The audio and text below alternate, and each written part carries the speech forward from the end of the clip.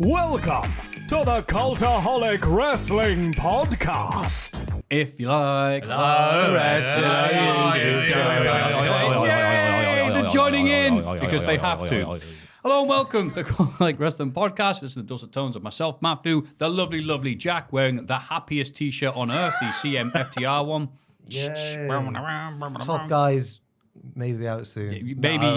Maybe out. You should have kept the plastic it came in, and it would have been a collectible, sellable item. Yeah, it's very true. Right. Although, because I've worn it, does that increase it? Oh, no, that's the worst thing I've ever There's said. at least one person watching who it has increased in value for.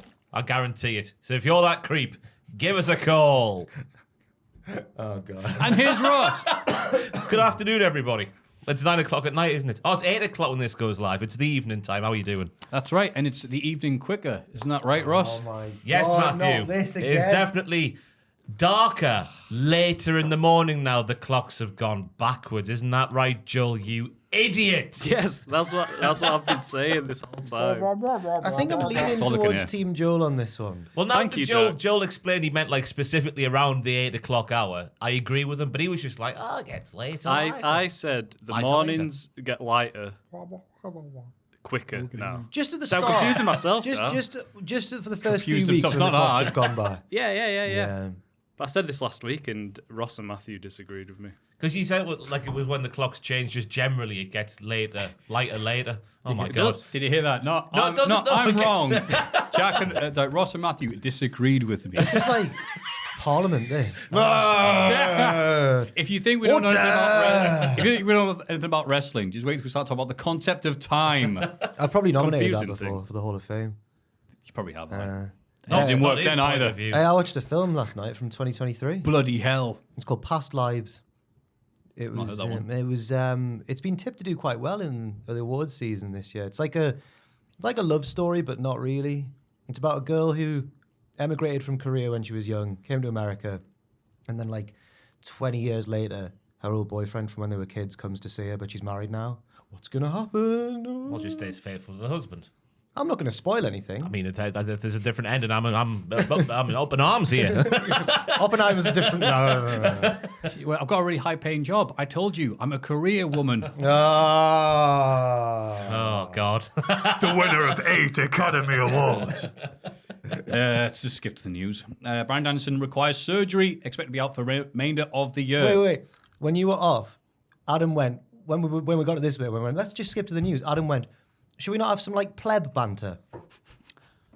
He's not helping himself. I don't like it when you do the Tory joke He went- about me, Matthew, and he says stuff like that. Pleb banter, and his examples. Pleb Examples banter. of pleb banter were favorite type of crisps to have in a crisp sandwich, stuff like that. So what's yours, Matthew? I don't have crisp sandwiches. But if you had to have one, Oh, I've had to have one. if I was going to shoot Real you in the McCoy's. What face, flavour? flavour. The steak one. Oh, yeah. Yeah. Cover that, yeah. They've recently in that Tesco near work. They've got the Thai sweet chili ones in. Okay. I'd like to take a moment on the podcast now to say rest in peace to beef and onion walkers, the lesser known flavour. Beef and onion? But a second one that's been put into pasta. The brown Put one. into pasta. See what you're going to do is you boil the little bow ties and then you get the cheese ready. And then, That's really carb heavy meal. then just to make it like Mama used to make it. Get to the real McCoys. I've been watching too much Michael Scott. That's how the turntables. But yeah, beef and onions gone forever. If you even saw it anyway. I saw the article on joe.co.uk today.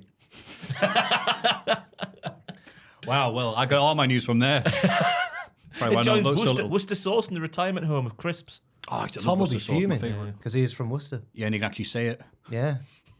Yeah. I cannot. Worcester. Worcester. Worcester. That's Yes. right. Danielson is out for the remainder of the year. They say maybe they're a bit more hopeful, but they don't really know right now. And last time he showed up, he was already banged up, and he's worked through it because he's Bryan Danielson. It came from the tag match out of Okada. So from a broken orbital bone. And according to the commentary, it came from either Okada's kick or Orange Cassidy's orange punch. But it actually happened in the Andrade match. Yeah, it was a So conflicting that's report like that's came what out. that's the story they've gone with for storyline purposes, so that it gives them a reason to have like revenge later on. So he wrestled that match allegedly. He with did. Now, steady on. I mean, Safety of the wrestlers is paramount to Tony Khan. Like that's what he cares about the most. No, he cares about the fans first and foremost, putting on the best show he can. Well, yeah, he does. Yeah. I applaud him for doing so. It's just No after comment. he came back after he came back so soon from that broken arm to wrestle Starks in that strap match, and I remember thinking this could go badly wrong. Thankfully, it didn't. It was a really good match. And then he's done another one with this orbital bone injury. I'm like, stop it, Brian. But who's going to tell him no? Well, apart from his literal boss, I suppose. Did you ever keep a teddy that you had when you were a little Ben and just kept it for ages and ages and ages and it's just completely falling apart? I've still got Monkey Bob. Yeah, you're really, yeah. And how's it doing? Is it in good condition or? No, he's not. No. There you go. That's how I feel. His smile fell off years ago. Oh no! One little bit of string as a smile, and now it's. And he had to drop the title. Yeah, he lost it. Unrelated to this, John Moxley calls for change of approach to concussions in wrestling after he had that wonderful match with Phoenix and Rick Knox. Quote, maybe a really experienced wrestler and a really experienced doctor who are trained to see signs of that poo are watching in on a separate feed. Even if they have a doctor close to ringside, what if the guy F spills outside the ring? Whatever. I'm trying to censor this. He doesn't see that. The doctor and wrestler are completely untethered to the creative portion of it. They have no idea, nor any interest in what the story is, who wins, who loses, or how long it's supposed to go. If a guy effing spins around or something and the doctor goes, is he okay? The wrestler can tell him, that's just a pro wrestler thing, don't worry. As soon as the doctor sees a sign of somebody being concussed, he just hits the effing red button. Boom! This is over. No matter how much time is left, no matter if it's on live TV, it's just over and you figure out from there. Do you think even a doctor trained to recognize signs of concussion would be able to avoid being fooled by selling? Well, It's got to be a doctor who can recognize all the signs of a concussion, but also is a massive smart who won't get worked by the boys. oh no, I think that's his point. Like you can do all the whoa crazy stuff, the ref, but then it's just like, no, I'm actually effed. That's why you get like a doctor who wasn't a smart. But a Because then you go, you look really out of it. No, I'm working. But a doctor who knows nothing about wrestling, surely there'll come a time where he'll just incorrectly think that someone's concussed because they've sold really well. Ziggler looks That's why he's concussed. there to check and go, you all right? And he goes, no, it's fake. Could be one of the greatest Yeah, reoccurring right. characters in professional wrestling now, the concussion doctor, because he'll be up and down every single time somebody goes down. Yeah. Are you okay? You are. I'll go back then. Are you okay? Oh, you're not? Well, Yeah. just 50 times a match. Yeah. Yeah. Yeah, so he needs to be fit. Finley. He needs to be healthy and have a smart head on him. So obviously he's disqualified for being an AEW referee. Yeah, Rick Knox was bad. Is bad. Has always been bad in AEW. I think Rick Knox gets a lot of crap for what isn't his fault necessarily because the Young Bucks and everybody else have the relaxed rules. Yeah, and he's always the And it's just wrestler. like, well, okay, what do you want me to do? Like, who's the old NWA referee? His name, the legendary one, Tommy Young. Tommy Young said he used to hate doing Abdullah the Butcher matches because Abdullah would just get his fork out and start doing that to people right in front of him. He's like, I know it's what you do, but I'm right here. That is illegal. Can you at least hide it? He'd be like, what? Is Stab. it Bully Ray or Hernandez or someone picks someone up for a powerbomb in TNA and it's meant to catch the referee, it's but slick. it misses him and he goes, just dives on the floor. Yeah. Good times. Boundaries of AW CMLL relationship revealed because I thought they had a AAA relationship. And these two companies do not like each other at all. So you think you can't have both working for you. But parameters are things like, who's this saying this? It's not a Meltzer quote, is it? Oh, Kenny is like bollocks. Parameters are things like, maybe no AAA talent on the same show as CMLL talent. Obviously not the same matches as well. Oh, Rocky Romero said, fantastic. But yeah, I think I'm pretty much responsible for at least getting the conversation started and bringing an idea of CMLL working with AEW. Oh, okay. So just be working separate shows. Yeah, well, that so- makes sense, doesn't it? Tom mentioned to me the other day that apparently Tony Khan's interested in having a working relationship with both because he likes playing with fire. Good luck, mate. They do not take kindly to that. Finn Balor apparently took a shot at, of all bloody people, Harry Kane, following a house show in Munich.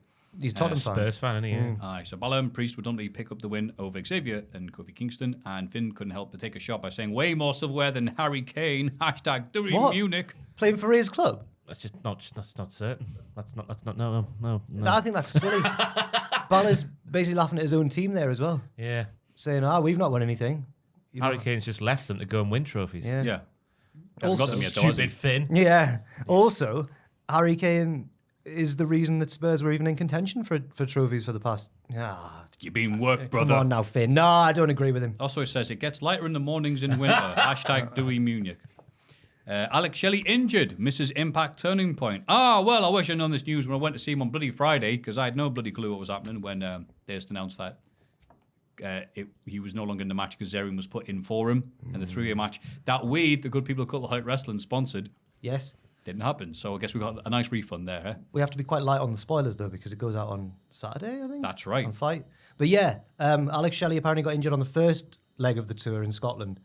And then by the time they got to Newcastle, they had to reshuffle not only the Turning Point card, but then the subsequent dates as well. Tom said that Kazarian really put in a lot of shifts that he wasn't meant to. So fair play to Frankie. He pulled a Tom, you might say. He pulled a Tom. Tom has had the best time. He pulled Tom. He pulled him. He could have had him on. Necked on with him.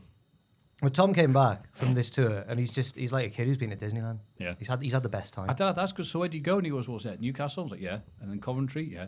And then Coventry. I went, yeah. I went, is that a tour? He went, yes. Oh, is it not a loop, brother? Yeah. It's what they call down there in Coventry a homecoming. Oh. With emphasis on the G at the end there. That was good. So yeah, I Tom like loves that. a I like homecoming. And also wrestlers, cocaine, Tom, hand in hand.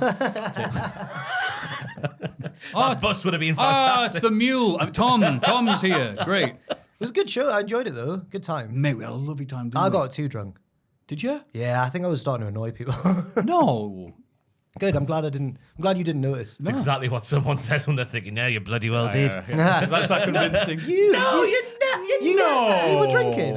You don't remember. It's cause I timed it so that because all the newbies, they go to the bar in between the matches, but you've got to go to the bar during the heel heat segment of the match early on because the entrances are great. You don't want to miss the entrances. Then as soon as that heel locks in a chin lock, down to the bar, and then it's empty. Brilliant. Yeah, and that strategy worked slightly too well. I was going to say, yes, it's too good a strat. too successful. You're too yeah, powerful. Yeah. I shouldn't have revealed it now. Damn it. Never mind. What you done? But yeah, no, lovely shows that. And I was just so excited to be there and have a lovely time and see Tom, his little suit. I was very proud of him because he was. You know that Tom's not going to mess up. He's not just a great ring announcer, but he's great at chatting to the crowd between matches, being a compere. Basically, but because it was a new promotion and a bigger scale than anything he's done before, I was a little bit worried for him. I was like, oh, but if something goes wrong, and it didn't. He absolutely nailed it. So pleased for him. Yep. And again, it's like, oh, I hope he doesn't do anything silly like call it TNA yet or something like that. Crowd the entire night. TNA, it's back. Oh, what a good time. AJ Styles still travels to WWE shows with an Xbox 360. Yes. Undertaker's punch in the air right now. Well, like, yeah. No, like in slow Undertaker, pure striker. Oh, the Shane McMahon, right? Yeah. Yeah, Big AJ still travels with an Xbox 360, which he plays a Madden franchise on, because he says, I quote, I heard after 30 seasons, the mode just ends, so I want to see if it's true. It does on FIFA. Oh, I had that What? for the first Did time. you get like a congratulations? No, or? they just said, like, you've reached the end. I took a picture on my phone, actually. Oh, I'm not going right. to show it, though. Oh, okay. I don't know why. It'll take me a while to find it. It was a few Oh, months fair ago enough. now when I did it. But yeah, it just puts you in retirement. It just ends. Oh. Football games shouldn't abrupt. just end. Yeah. Got to like 2034, maybe? If it goes that far, surely the game's regenerating new players. Oh, the only real player I had left from Newcastle was Joe Willock. Right. So then why doesn't it just continue indefinitely? I don't know. Okay. You think like most video games, you reach the end, it's like the credits, you know. Is it an EA one, the Madden franchise? Yeah. Yes. Yes, it is. I assume EA the Sports. same happens then. Yeah. Shocking, that. That was the funny bit at the end of the news. Was it actually the funny I bit? made it sound way too serious, though. Like, yeah, what happens when you beat an EA game? It's been a light week, hasn't it, on the old news? A little bit. Yeah. All the news has happened in storylines and stuff. So we'll get to it, I suppose. Don't worry, there'll be plenty of other bollocks for us to talk about, Ross. No, there won't be. I want this to go 5 hours. I know you do. I love you. I'm But it recording is it. getting darker in the evenings. It is getting darker quicker, yes, isn't it, Joel? That's right. Yes. Isn't it, Joel? Yes. Cheers, That's Joel. correct. Thank you. Now we'll get on to the How next. long is this gonna? And then once it's died down, it'll be time for the clocks to go forwards again, and Maffew will bring it up again. Go over it all again. Yeah. Can't wait for it. Everybody get excited for the Cultaholic Hall of Fame! The prestigious Hall of Fame segment is now, and it's the closest run we've ever had. Whoa. According to the results, also they go up to 101%, but there's obviously a clear winner, so it's all right. That's some weeks Patreon yeah. does that. It's I very think it just strange. it leaves out the decimals, doesn't it? Probably just rounds All things rounds up up, or down. yeah, okay. Well, as you'll see why. The new NXT Tag Team Champions Chase U, 31%. That was the lowest one, It- 31%. The concept of new metal, 31%. Oh. But finally, Newcastle fan puts beer box on head to shield from rain. Yeah. 39%. What a murderer's row that was. Hey, that was a good week. Bloody hell. And I particularly loved the little box head man. You're telling me. Yes. Oh, well, Ross is going to Dortmund for the away leg. I am. Or the return fixture. Right. Are you hoping to see I am hoping Mr. to see Trippier it. himself? I will have my own headwear because in the booking process, because I handled the booking of the trip, and when I was putting because obviously it's all in German, all the stuff we've been trying to book. So when you put it into Google Translate, it automatically translates certain words just to their literal meaning. So my name for this entire thing, every single time it's been put through Google Translate, has been Lord, which is Mr. Horse Tweddle. Ross is horse in German, so I've just been Lord Horse Tweddle. So naturally, I'm getting a horse's head to wear at the airport, apparently. Oh, right, yeah. Like a big bulky dude being commented by Jim Ross in 03. You're a horse. But whatever you do, don't go on Twitter and type in horse these days, because I saw something yesterday which I'll never, ever, ever forget. Well, just horse. Joel's laughing. Joel's laughed. I don't Joel, know. why don't you tell everybody what you saw? Because I don't want to talk about it. I didn't see it, but I've heard about it. Oh, It's no. too hard for the podcast. About. I don't know what you're talking about. People in the comments know, so you'll soon find out. Is it He's like- going for it live on the podcast. Is it like how...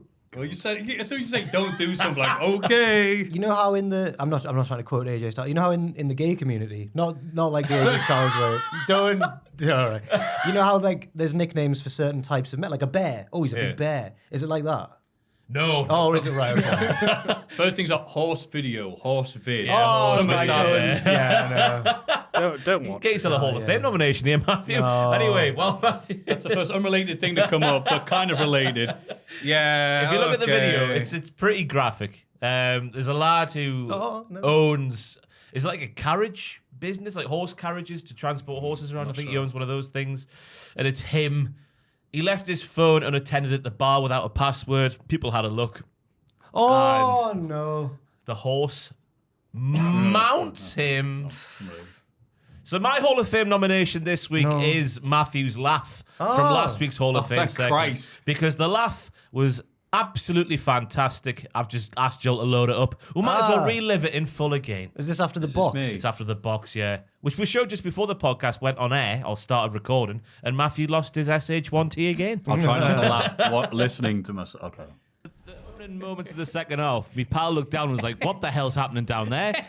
And to shelter himself from the rain, this Newcastle fan had got a Bud Light box and put it on his head to shield himself from the rain. Then he turned around at that right moment there, and it was Kieran Trippier's face on front of the box. So to shelter himself from the rain, it's a case of beer, and then he turned around. That's really... That's really horrifying. It's actually really scary.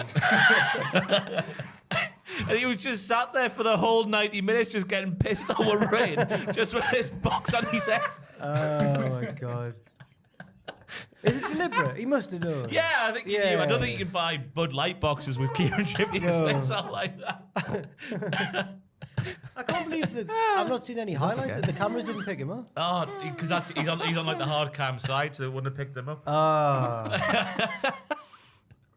But Joel's crying. We kept an eye on him in the second half to say he's not going to surely sit there with the box on his head the entire time. And every time we looked over, it was just on. Oh, that's worth the price of. That's worth the ticket price alone. That. I've never heard you laugh like this before.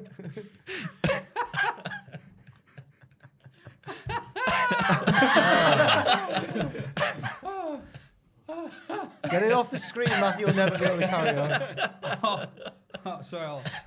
I have to turn my head. Do you know what it reminds? Right. That's the one. Oh, God, crying. I should have. Crying while after just looking at that box again and then seeing me doing my... I sound like the Goofy yell when he like that, whatever he does.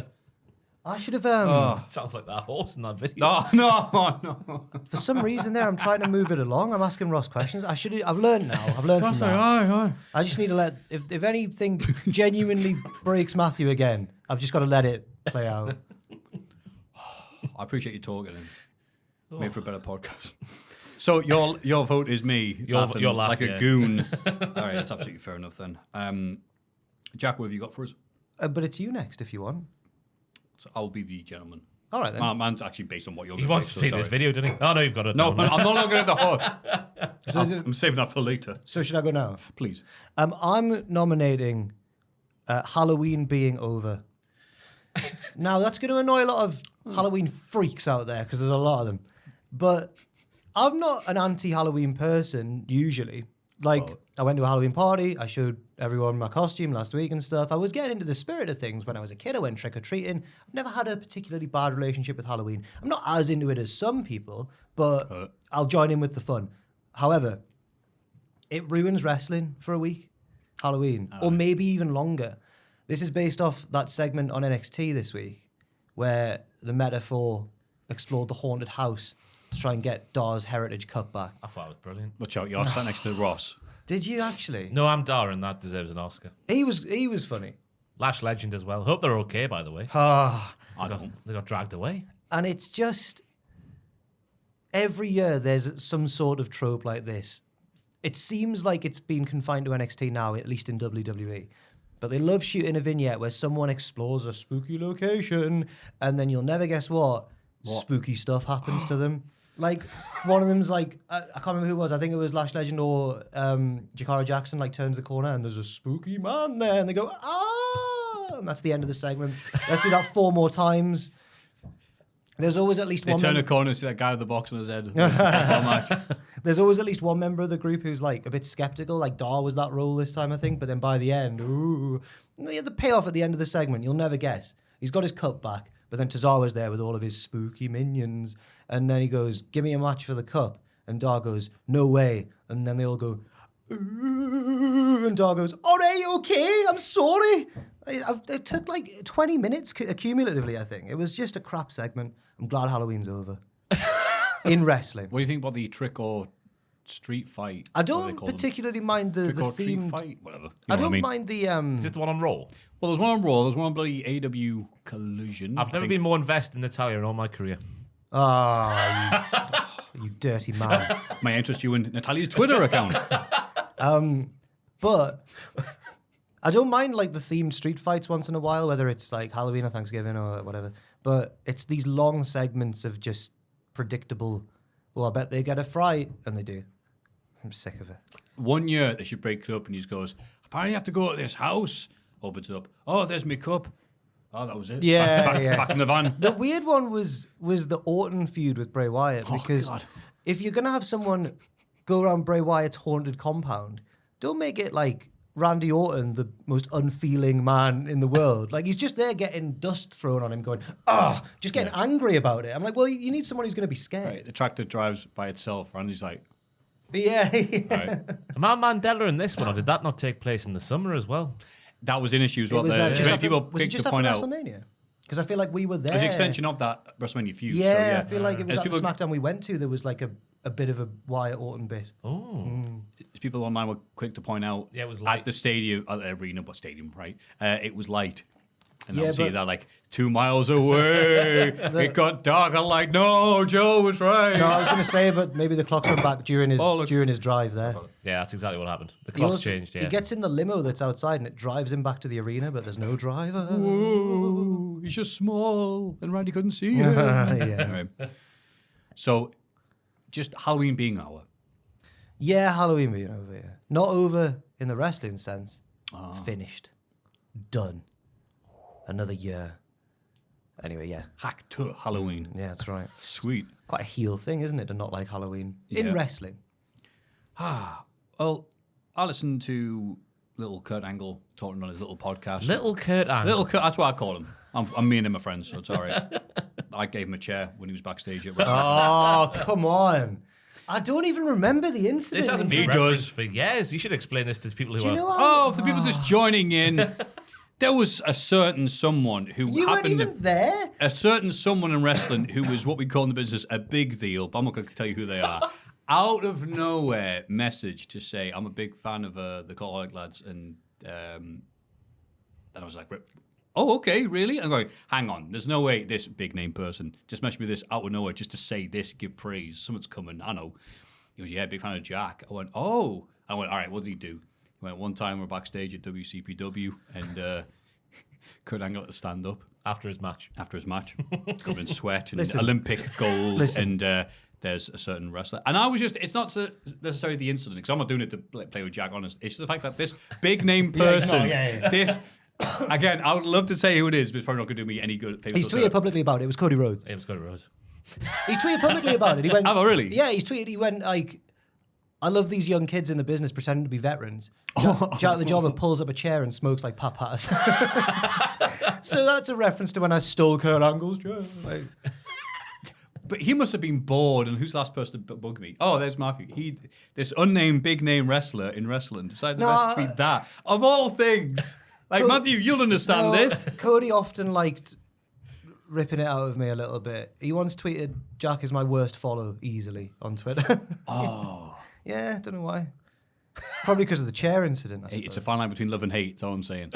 Anyway, Kurt Angle, this story is not the thing, but it should be at this point. But no, I love Jack. I didn't realise that I was taking Kurt Angle's chair. And Of course. We all know you so much, you would never do that I don't even intentionally. remember the incident in question, which makes me realise how horribly easy it is to get heat in a wrestling locker room. Like, it's just an awful, awful environment. Yeah. Suddenly the Public Enemy versus Acolytes match just makes a lot of sense. Yeah. Maybe they stood in their eye line one time. Ooh. No, they just didn't take their beating like men. Yeah, that was the well. issue. Cowards. Yeah. Yeah. Anyway, Mr. Little Kurt Angle with a chair was having to watch some episode of SmackDown, some watch along, and just happened to say, "Hey, there's Tajiri, quote, most underrated wrestler of all time. Okay, this kid oozes charisma. Okay, he didn't speak English, but you could understand him, and you knew by how his face was what he meant. He was just this kid." And I agree, guys, with a bunch of other stuff. I'm going like, oh, he's nice, he's lovely, he's all these things. And I'm like, yeah, you know what? I'm putting that in the Hall of Fame this week. Tajiri, Yeah. most underrated wrestler of all time. Oh, that's a good shout for the most underrated wrestler, yeah. Tajiri, as Jamie Noble used to call him every week. That's not me, Tajiri. It's Taz, Jerry. Yeah, the tag team. Yeah, so Tajiri, God, he was mint. Don't recall seeing him have like a bad match, even a mediocre match. It was always great and excellent. And I love the guy. Just a victim of Vince McMahon's cultural. What's the word I'm looking for? Racism. His cultural racism. What's the word? Like, he just doesn't acknowledge other cultures. Oh, cultural. yeah, whatever. ignorance or Yeah, something, ignorance. yeah. Yeah, that'll do. Yeah, there we go. Yeah. Not racism, he's just ignorant.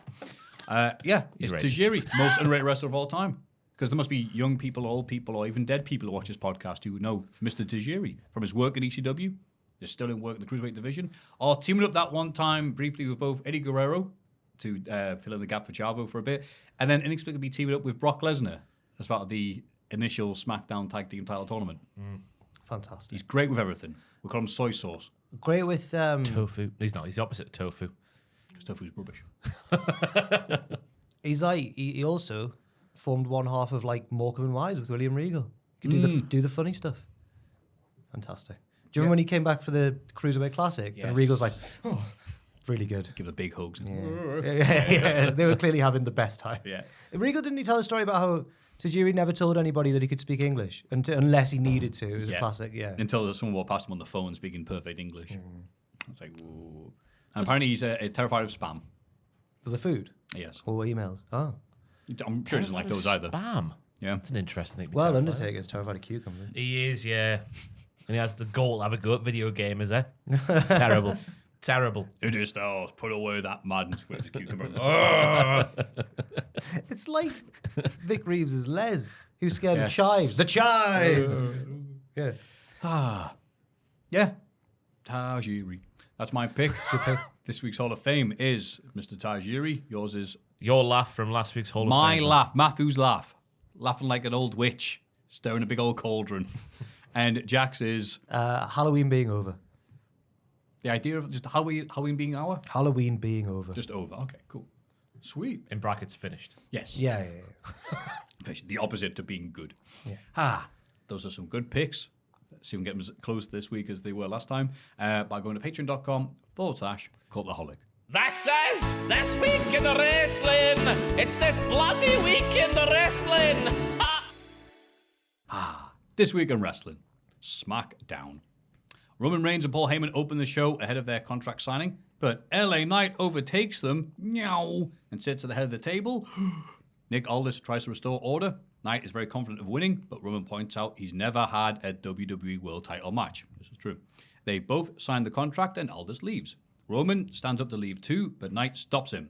He says it might be his first title match, but he only needs one. Roman tips the table onto Knight and tries to beat him down, but Knight battles back. Jimmy Uso runs in to help Roman, who escapes to the ramp. Knight puts Jimmy through the table. Yeah. I thought it was inspired booking, which is a shame because it's being wasted this time of year because LA Knight is never going to win that match. Of course not. Having him interfere with Roman Reigns' entrance like no one's done before. Having him sat at the table like no one's done before. Wasted for now. No. They're doing a really good job here. I need to say I'm wearing these on purpose because I had a bath before the podcast. I'm just exuding heat. And when I put my glasses on like that, they steam up. I don't know if they're going to do it now, but they're going now. I can see them. So I'm going to put them down there because the heat doesn't get there. I'm not just being a tit. No, you should start making a point. Stop, load them, then finish the point. Just start doing this sort of stuff. Oh. Yes. That's what the intelligent people do, isn't it, Joel? Who think it gets lighter at winter. Yes. Right. Stop horsing around. I thought Nick Aldis is a perfect pick for SmackDown GM, as he's made a career out of looking good in a suit. He does look good in a suit. He's not like your John Cena, who, despite having the body of a god, cannot wear a suit. His shoulders are that big, yeah. He looks like a mob guy from the 20s all the time. Nah, Hanging off his gangster car. nah. Oh, what was I? Oh, it's gone. Oh, Fraser showed me a video the other day of when Nick Aldis was on Gladiators. That's right. And he had it. I didn't realize this. He had a little clash with Wolf. Wolf. He had a little clash with Wolf. Who was back, but like obviously a bit older now and stuff. So like they had a legitimate. I think it was maybe the Rings one or one of the ones we got to knock the other person down, which is like all the Gladiators games in some form. And Aldis like destroys him. And or maybe it's the one where they're just resting on a platform and you've got to push the other one off. Aldis wins, and then they have the most worked fight afterwards because they're both heels. Like they're going to be angry about it. Scottish refs just stood there going like, "Oi, stop that!" And they're both like grappling with each other. Then Ian Wright just gets involved, just jumps on them as well. Wolf, star of this podcast. It's everyone's first Sona. It is, aye. Ah. Did anyone else get really unnerved when Roman Reigns was like, "We're going to go real gentle with you since it's your first time, That was sweetheart"? disturbing, that. Yeah, it's not and the then he first gave time like he a said laugh that. to Heyman, like, It's not the first time he said that, is it? no. Dirty bastard. Yeah. That's nice and considerate, I thought. No? He's an easy lover. No. I like Nay. I like the crowd chanting, Roman scared. Yeah. And when the LA Knight went, "Not yet," with the whose game is it line, and everyone went quiet. He's got They go, them. all right. Yeah, they listen to him. The command of the crowd. He's like The Rock. I don't know if anyone's compared him to The Rock before, but he's a bit like him. He's a bit special, isn't he? He's a bit special. Boy's a bit. Yes, he is. yeah. Put my glasses back on. Vince McMahon thing. That's been doing the rounds recently a Yeah. lot. Like that meme of Vince going, "He was special." Like getting a bit teary about who's he talking Andre about? the Giant. I see that a lot. Yeah. Yeah. It's been, particularly this week, it's been like, I think it's hit the normies out there because they've been going like, "What were Liverpool like in the 1920 season?" And like, it's like, he was special. I saw someone do that about Top Dollar getting released. You hate Top Why? Dollar. What's you. wrong with he Top done Dollar? What's he done to you? It's just funny. I don't think Top Dollar was as I'm bad. allowed as to go, look at that dude. I don't think Top Dollar was as bad as the amount of flack that he's had. I think he's just at the same level. He gets exactly the same amount of stuff he deserves. Jeez. Sorry. Santos Escobar and Carlito take on the Street Profits. Midway through the match, Logan Paul sucker punches Rey Mysterio backstage like he sucker punched all those people that invest in those NFTs. As he watches on a monitor, Carlito rushes back to help Rey, leaving Santos to lose to Ford and Dawkins. Yeah, cheers, Carlito. Yeah, what the hell, Carlito? Yeah, Carlito. I was nice that this match started off at Angelo. We're not invested in that. The match started bloody hell. Angelo versus Escobar. Can't say that for the same life, can I? Can't start a sentence with Angelo. Smooth like peanut butter. And then Carlito tags in. It's like, yeah, I'm not doing any of that stuff. Yeah. Angelo Dawkins might be the best luchador in the world. That's what we'll learn on this week's SmackDown. So there's rumors that Odyssey Jones is going to join, or they're thinking about having Odyssey Jones join the Street Profits and Bobby Lashley.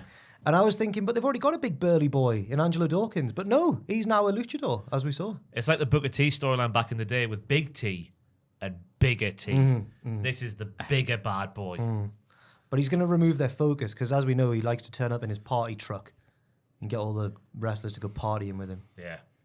Matthew's Googling something. I had to check. I was furiously. like, is the Aussie still around? He forgot about him. He was drafted to Raw in the draft, and has now. Then news came out this week. News came out this week that he never appeared on Raw really. That's and then right. he's been quietly moved over to SmackDown. Oh, okay. Yeah. I like It Odd seems like, Jones. is Jack right about that? He actually is, yeah. He's still around. Well done. Oh, Aiden told me.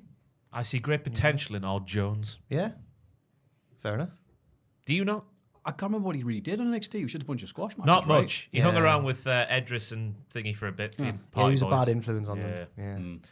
And that's why LA Knight wanted to get his dancing shoes Dancing on. Lab. That was that segment. Yeah. He's going to Wow, take that was one a for a while night of the ago. town, yeah. Because they're like, come on, Vaughn. And he mocks them and goes, The way he could dance these days, by the way, the recovery he's made, I can't wait to talk about it. In 7 days, the things he can do now. SmackDown and Raw and AEW just to build up to NXT this week. No, but this is quite interesting what happened here because Rey Mysterio was supposed to be in this match, but Carlito insisted, no, I want revenge, which furthers my theory that he's going to take over the LWO from Ronald because Ronald doesn't care. I mean, there's only so long you can keep Carlito face. Yeah, He's such a natural heel. he is.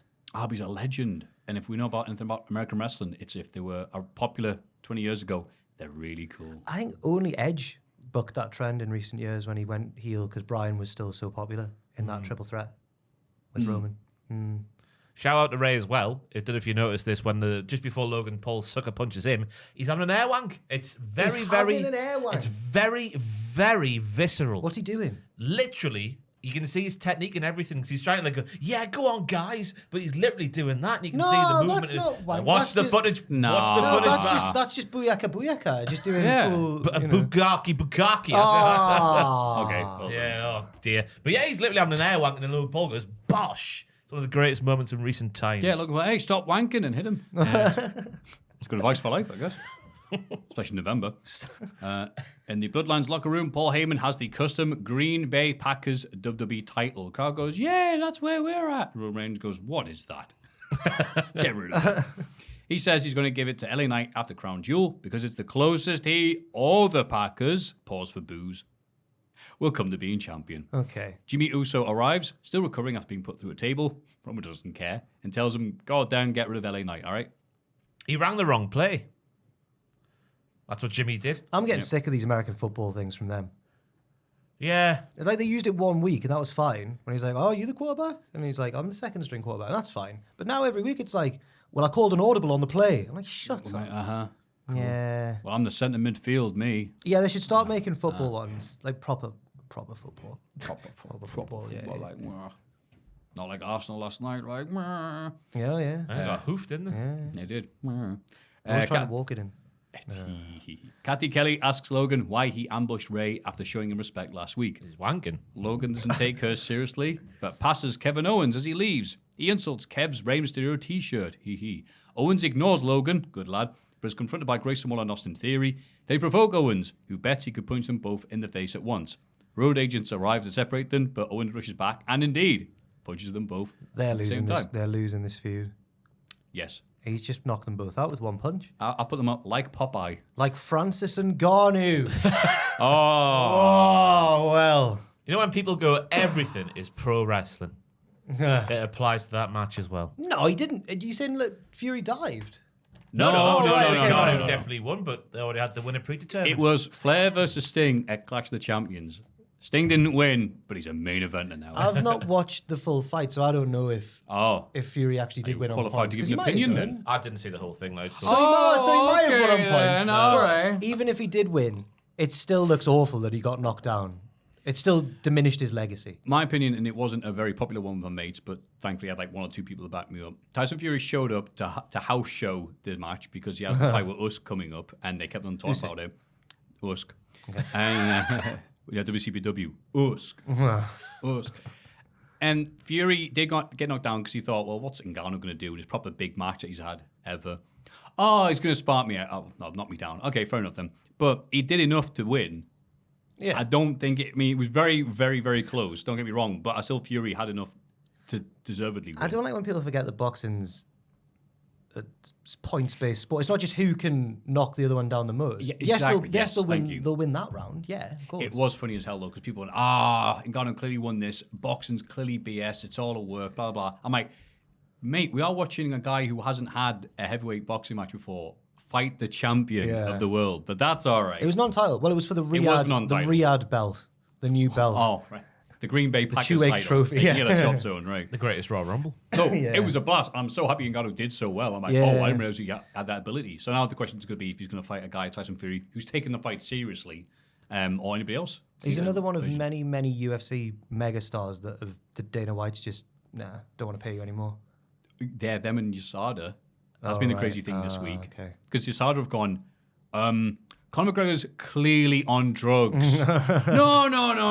Like, no, look, come on. He looks like a different person. Yes, he's transformed. Yeah. This is Mr. Hyde. He's not. He's just training his jaw. That's all he's doing. He's doing that all interviews. All right, yeah. He's just training his jaw. Yeah. At all hours of the day. Okay. So much so he can't stop himself from just training his jaw to become stronger. Anyway, this is our new thing. We don't have enough wrestling to watch. Now we talk about MMA and boxing. No, but so. people say that WWE can't do comedy, right? This was peak comedy. This peak comedy. Which segment were we talking about again? The Conor Kevin McGregor. Owens one. Oh. He was like, I bet I can punch you both in the face at the same time. And they're like, no, you can't, you tit. And he went and did it.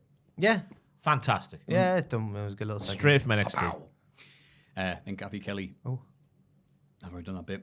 Cedric Alexander interrupts a Dragon Lee interview and says he would love nothing more than a match tonight. Lee agrees, and I'm so glad that he went, hey, it's me, Cedric Alexander. I'm like, oh, yeah, how you doing, Cedric? Because he hasn't done much. Sandra. Well, he's sad Rick, because he's not been around much. He's happy Rick now. I thought he really undersold himself here because he was comparing Dragon Lee's early time on the main roster to his early time in the company, where there was like an organic, like, yeah, go on, sign this fella, unless there was plans in the CWC arena thing, which I don't think there was. No, that match with Ibushi still lives on. Yeah, the Grand Old Run, 205 Live. But he hasn't done much since he went, hi, mommy, to Rhea, who went, hi, dickhead. I forgot about It's one of the best moments of the year, in fairness. So it's like, all right, cool. We then see footage from early today of Chelsea Green and Piper Niven insulting Shotzi's Halloween costume. Shotzi wins a match with Chelsea, and Nick Aldis makes it official. Oh, wants a match with it, whatever. Shotzi wins with a roll-up. Yeah. Big win for Shotzi. Yeah. Okay. Because it's Halloween. Yeah, but yeah. that's... All right, She gets it. It's her time. Her middle name is Halloween.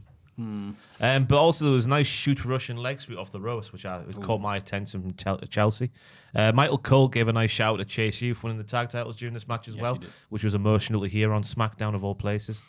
Aye. I'll put it, Shotzi's character is a crazy person, but it only works if they win matches convincingly rather than just get fluke wins and then cackles a bunch.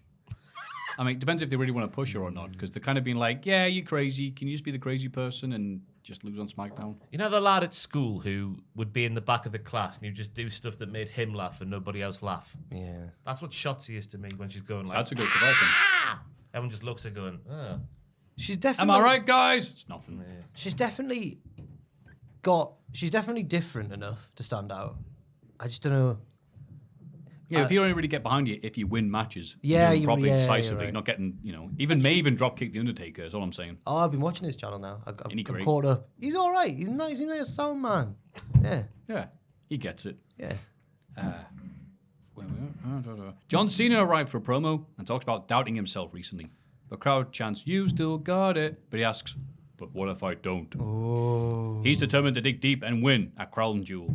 Paul Heyman interrupts and praises Cena for being a draw all these years. However, Cena's run as the greatest of all time is over. When Solo's done with Cena, he won't even be good enough on the mic anymore because the Samoan spike will stop you from speaking.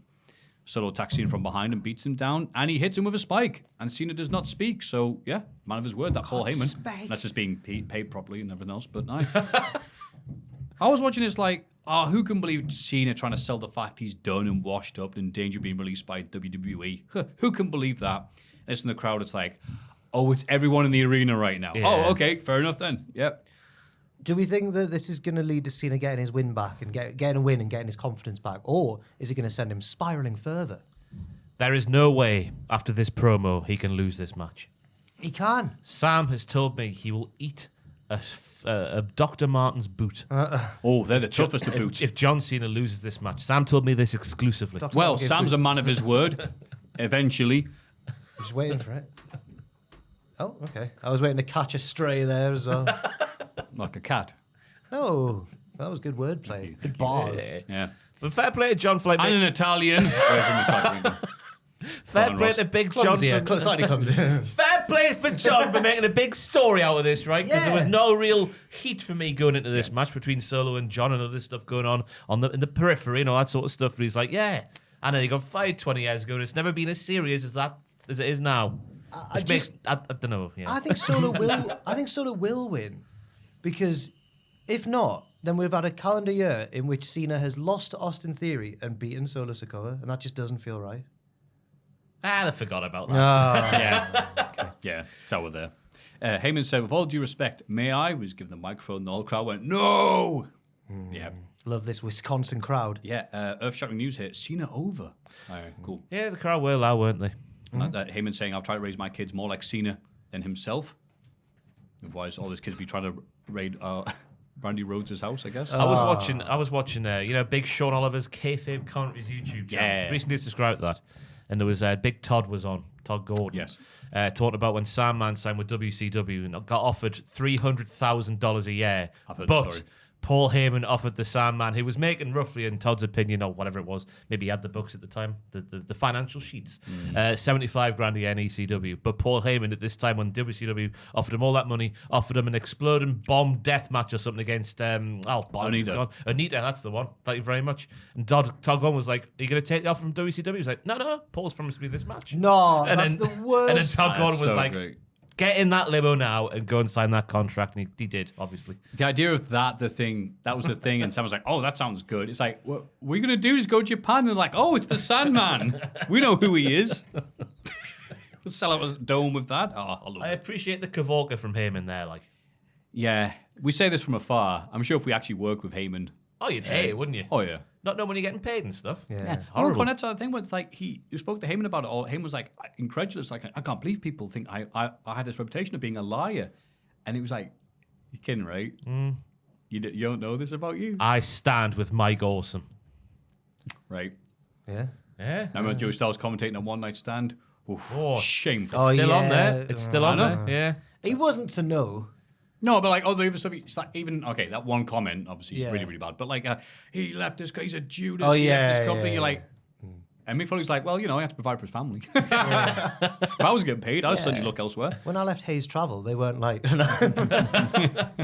He's never coming back here again. Book a holiday with us again. 10 years later, you go in for a holiday. Get out of here, you.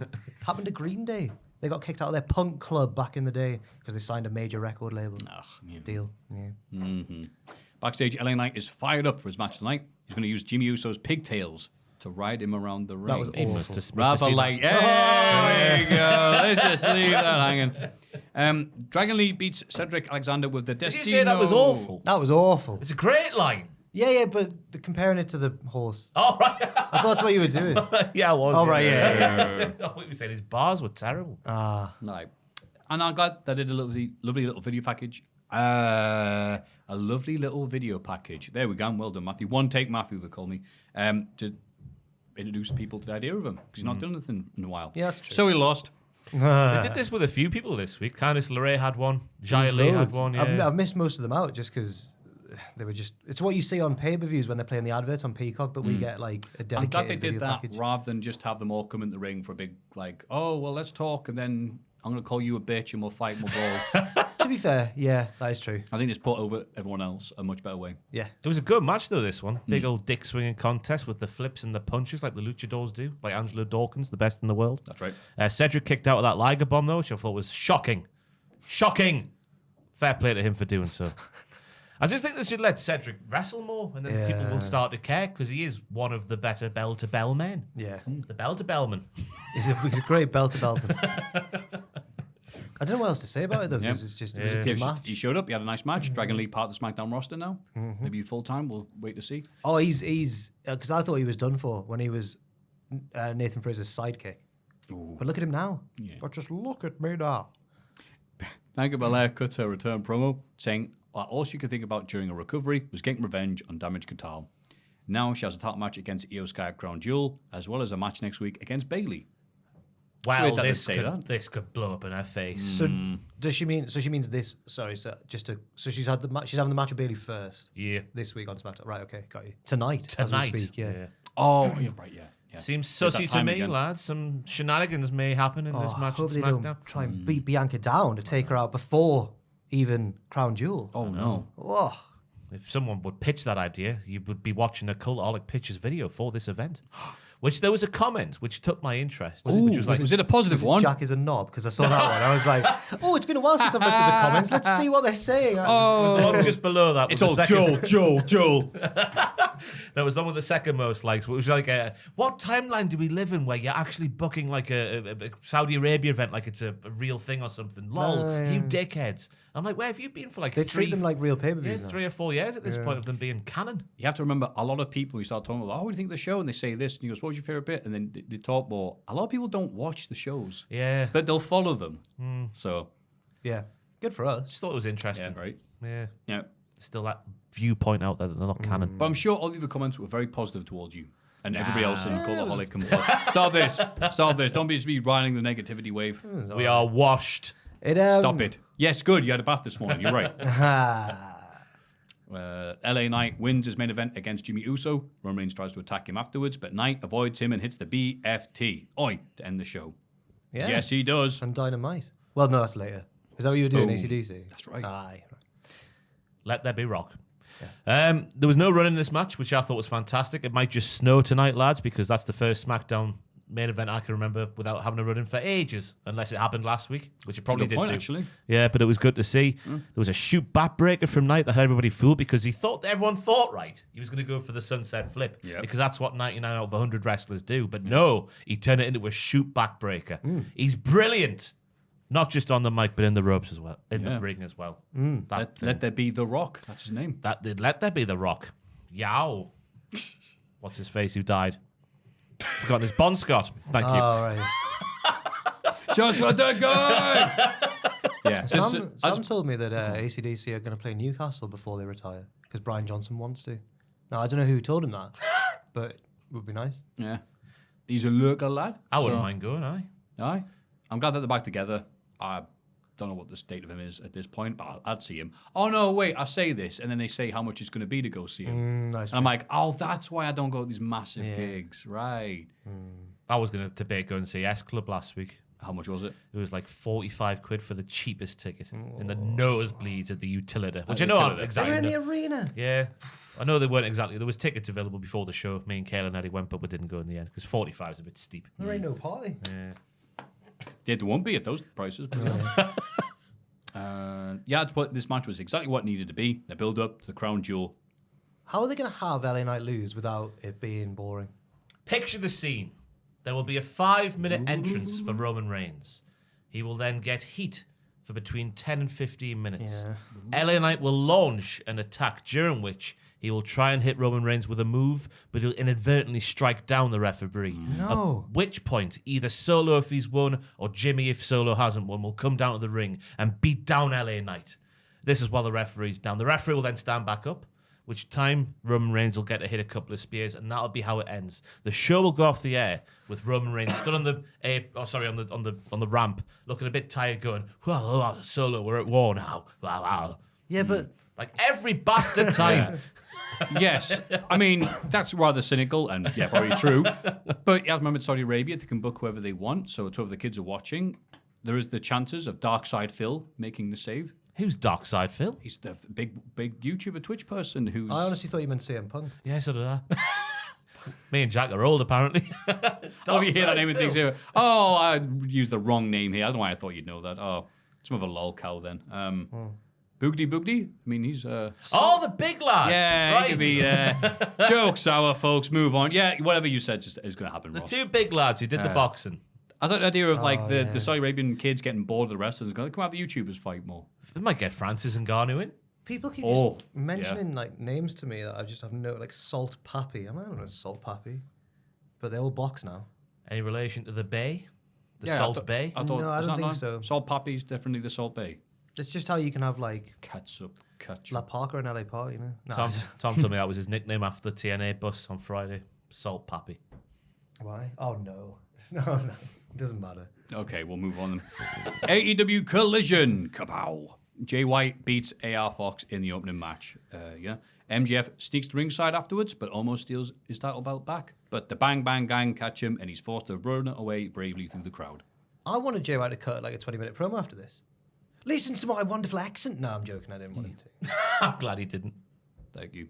Breathe with the switchblade. Yeah. I was glad that AR Fox was still there, because I thought they'd binned him off after the whole Wembley fiasco. That was his first match on TV since the 6th of September, just after Wembley happened. And it was a nice story of how he didn't get much reaction on the way down because he's not been seen for a while. Then he just start doing all these topes over the top rope to all these fools. And the crowd just kept getting louder and louder and louder. So sassy. To all these fools. All them fools out there.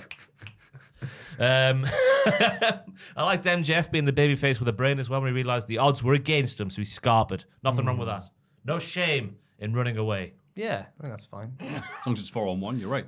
I'll put technically good, but it's the Collision special right now, post CM Punk, aka Darkside Phil. A long one-sided match to fill the time. Like, okay, whatever, I get it, but 10 minutes to take out AR Fox is not a good look for a person who's going to be headlining a pay-per-view soon, potentially. The old hangman syndrome. So he That's can't right. wrestle Well, it after took he him can't ages speak to- as well. Took him ages to beat Kip Sabian in one of the early AEW. Oh, I mean, shows. whatever, that's a different time. So when now, he but kissed like, the Everton fan, maybe. Oh, Kip's back to being a sexy rascal again, by the way. Yeah. Is he kissing fans again? He's a torso-less jacket. It just had the arms, but the torso exposed. Right. He's no That's longer not going to be good in the winter. He's no longer whimsical. He's saucy. horny. Sorry. Oh, right, yeah.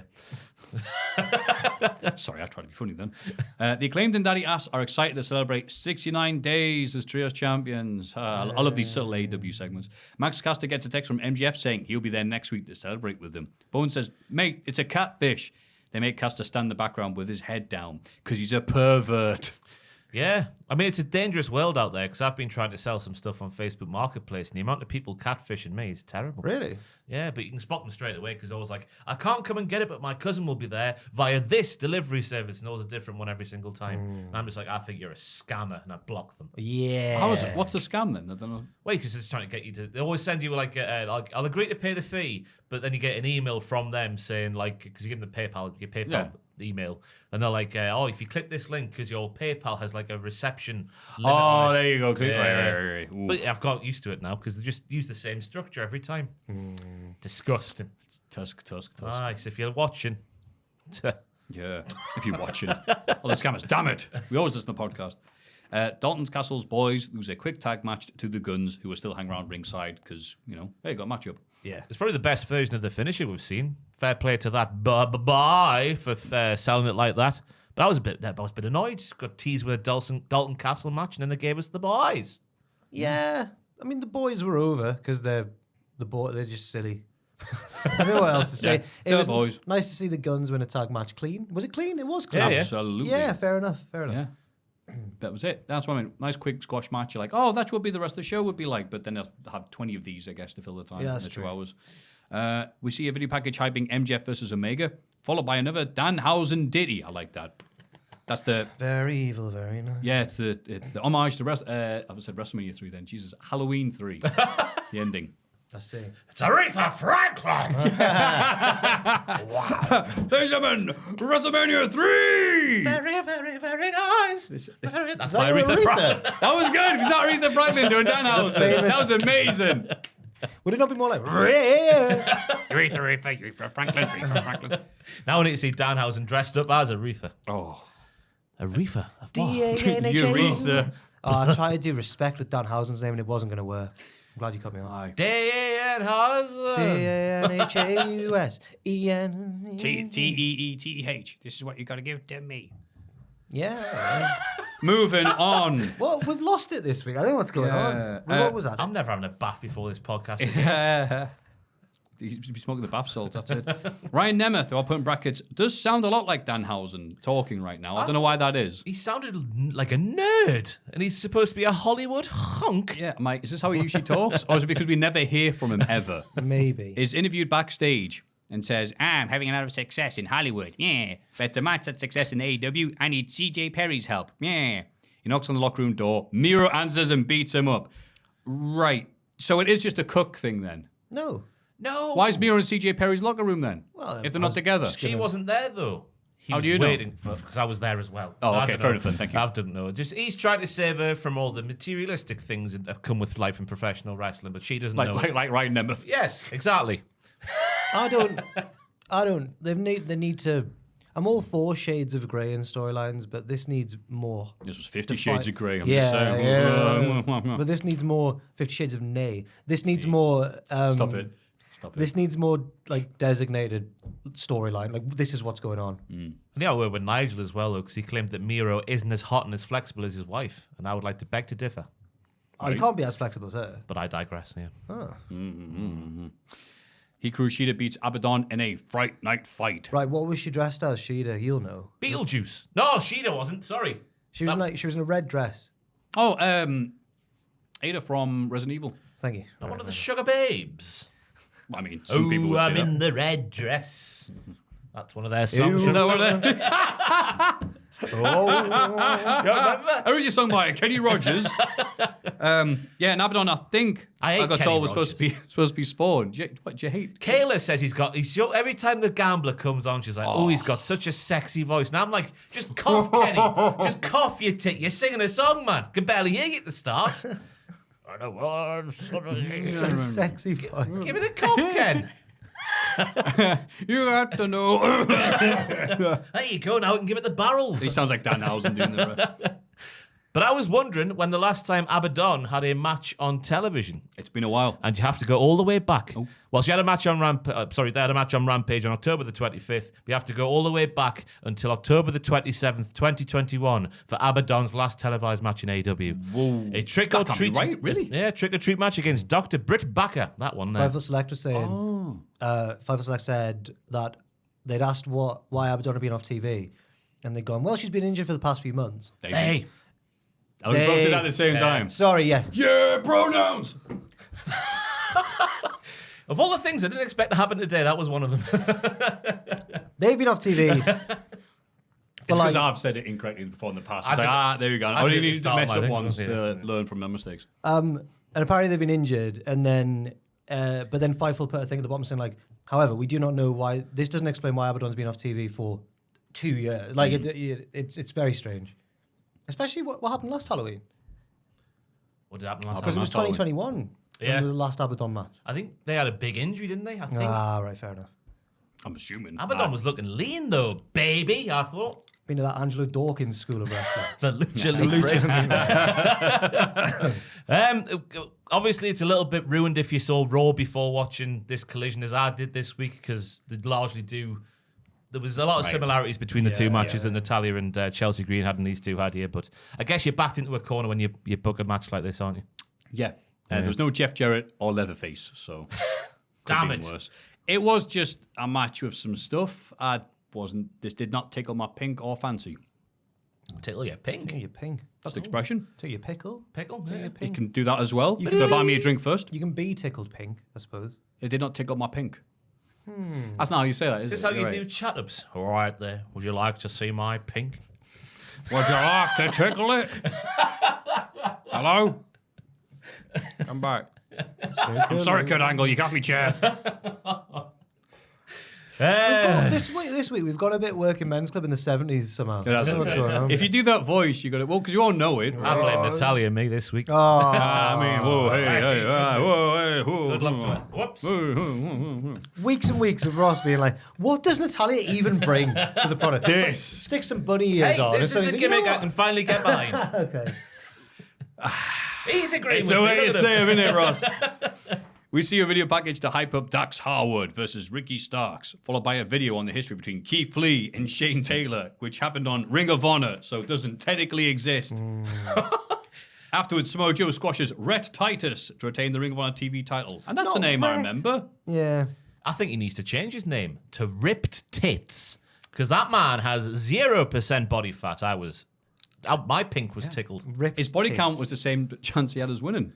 His body count? That's a different thing. No. That's like body count. Damn it. I thought they battered each other in this match for a large part of it. It looked snug, so it did. But I just wish I knew something about. We're speaking about the promo packages like Cedric Alexander got on SmackDown. Could have done one for Rhett Titus here, or Ripped Tits. Was Red Evolve guy? Nah, I'm tapping out. Don't know. Oh, fair enough. If we would have knew that, if we had a promo package. Exactly, yeah. They don't really do that video package as much as WWE does. I think it's to AEW's detriment that they've got this quality and need time filling up on their shows, and they don't use them like that. But Yeah, Because I'd heard the name, but I knew nothing about him. Nigel did a good job on commentary, but I guess the people in the arena are like, who? Ripped what? After he was caught in high definition staring at Tony Storm's arse.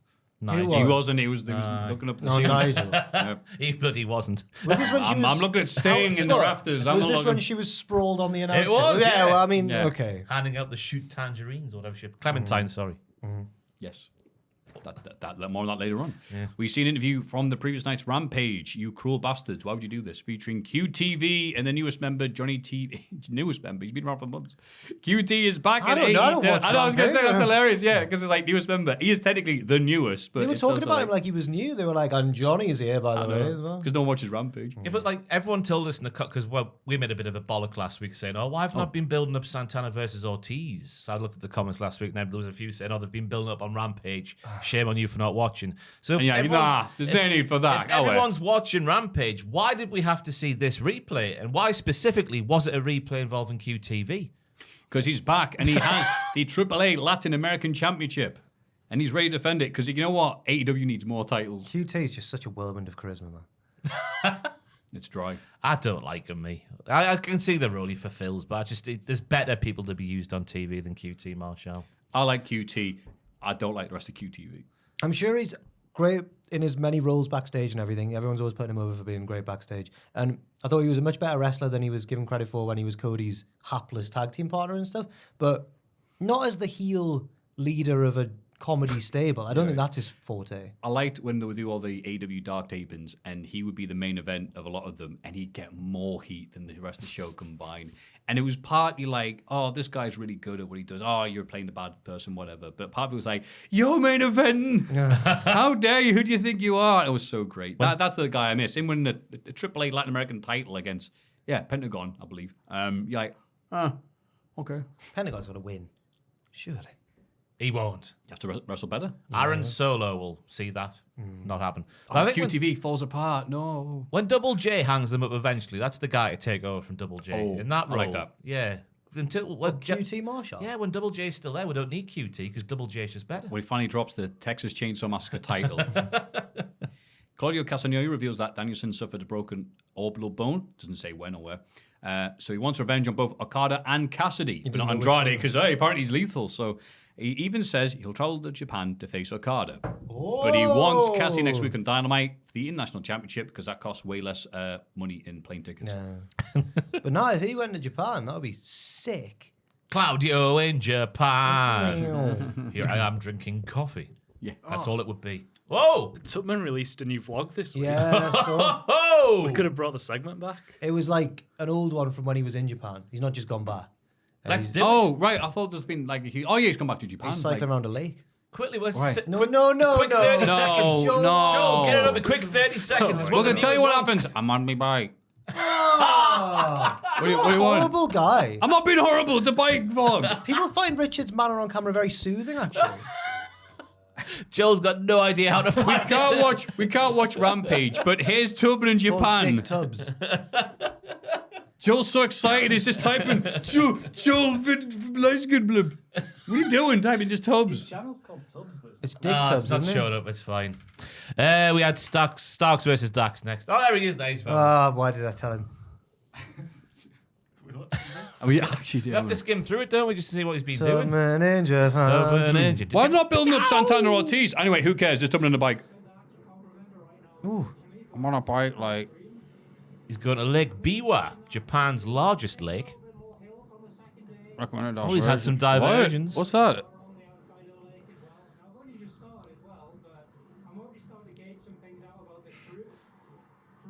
Oh, what was that? That looked different. Meow. Like a cycle. Go back. It was yellow. Whoa. There you go. What's this? That's Coca-Cola. It's a bad day for it. There's some relaxing music that's going to feel- get the YouTube video of this DMCA I tomorrow. feel people just turn the podcast off. Hi, I'm Richard Tubman. Here's what I eat in Japan. He had a It's bao bun. Coca-Cola and some of it fried. You went to Japan for that? it's a hash brown. Hash brown and A hash bao bun. brown in Japan? No. I don't know. Look at how little the Coke bottles are. The Get away. proverbial chodes of Coke I bottles. ate eh? food, then I biked. That turns the calories into muscle. 30 seconds, I said. 30 seconds, Ross. I'm That's what we still said. on the road. And even though he didn't want to watch it, he's fully going for it now. Here's my opinions on AEW Rampage. Well, I have to cut you off there, Tubman. Thank you very much for that, Joe. What are you so sassy for? Why do you hate Richard Tubman so much? I love doing this podcast. I don't love it being 9 hours. Yeah, we got Starks versus Dax. Sorry, No, man. not yet. Sorry for Yeah, that. cheers, Joel. Thank you, pal. Good job. Ring Starks versus Dax Harwood. That's right. That is what happens. The House of Black immediately appear in the crowd to watch this match. Ricky wins due to interference from Big Bill. After the match, the House of Black get in the ring in very elaborate fashion. But before they can brawl with FTR, they're interrupted by Roosh and his boys, who roosh to the ring. After teasing a brawl, that was good. After teasing a brawl with FTR, they instead attack the House of Black. Starks and Bill join in, helping the House of Black escape up the ramp.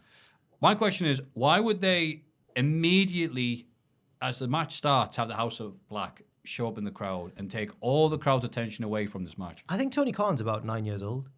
Because when you're a kid, you don't realize that the coolest things in wrestling work because they're scarcely used.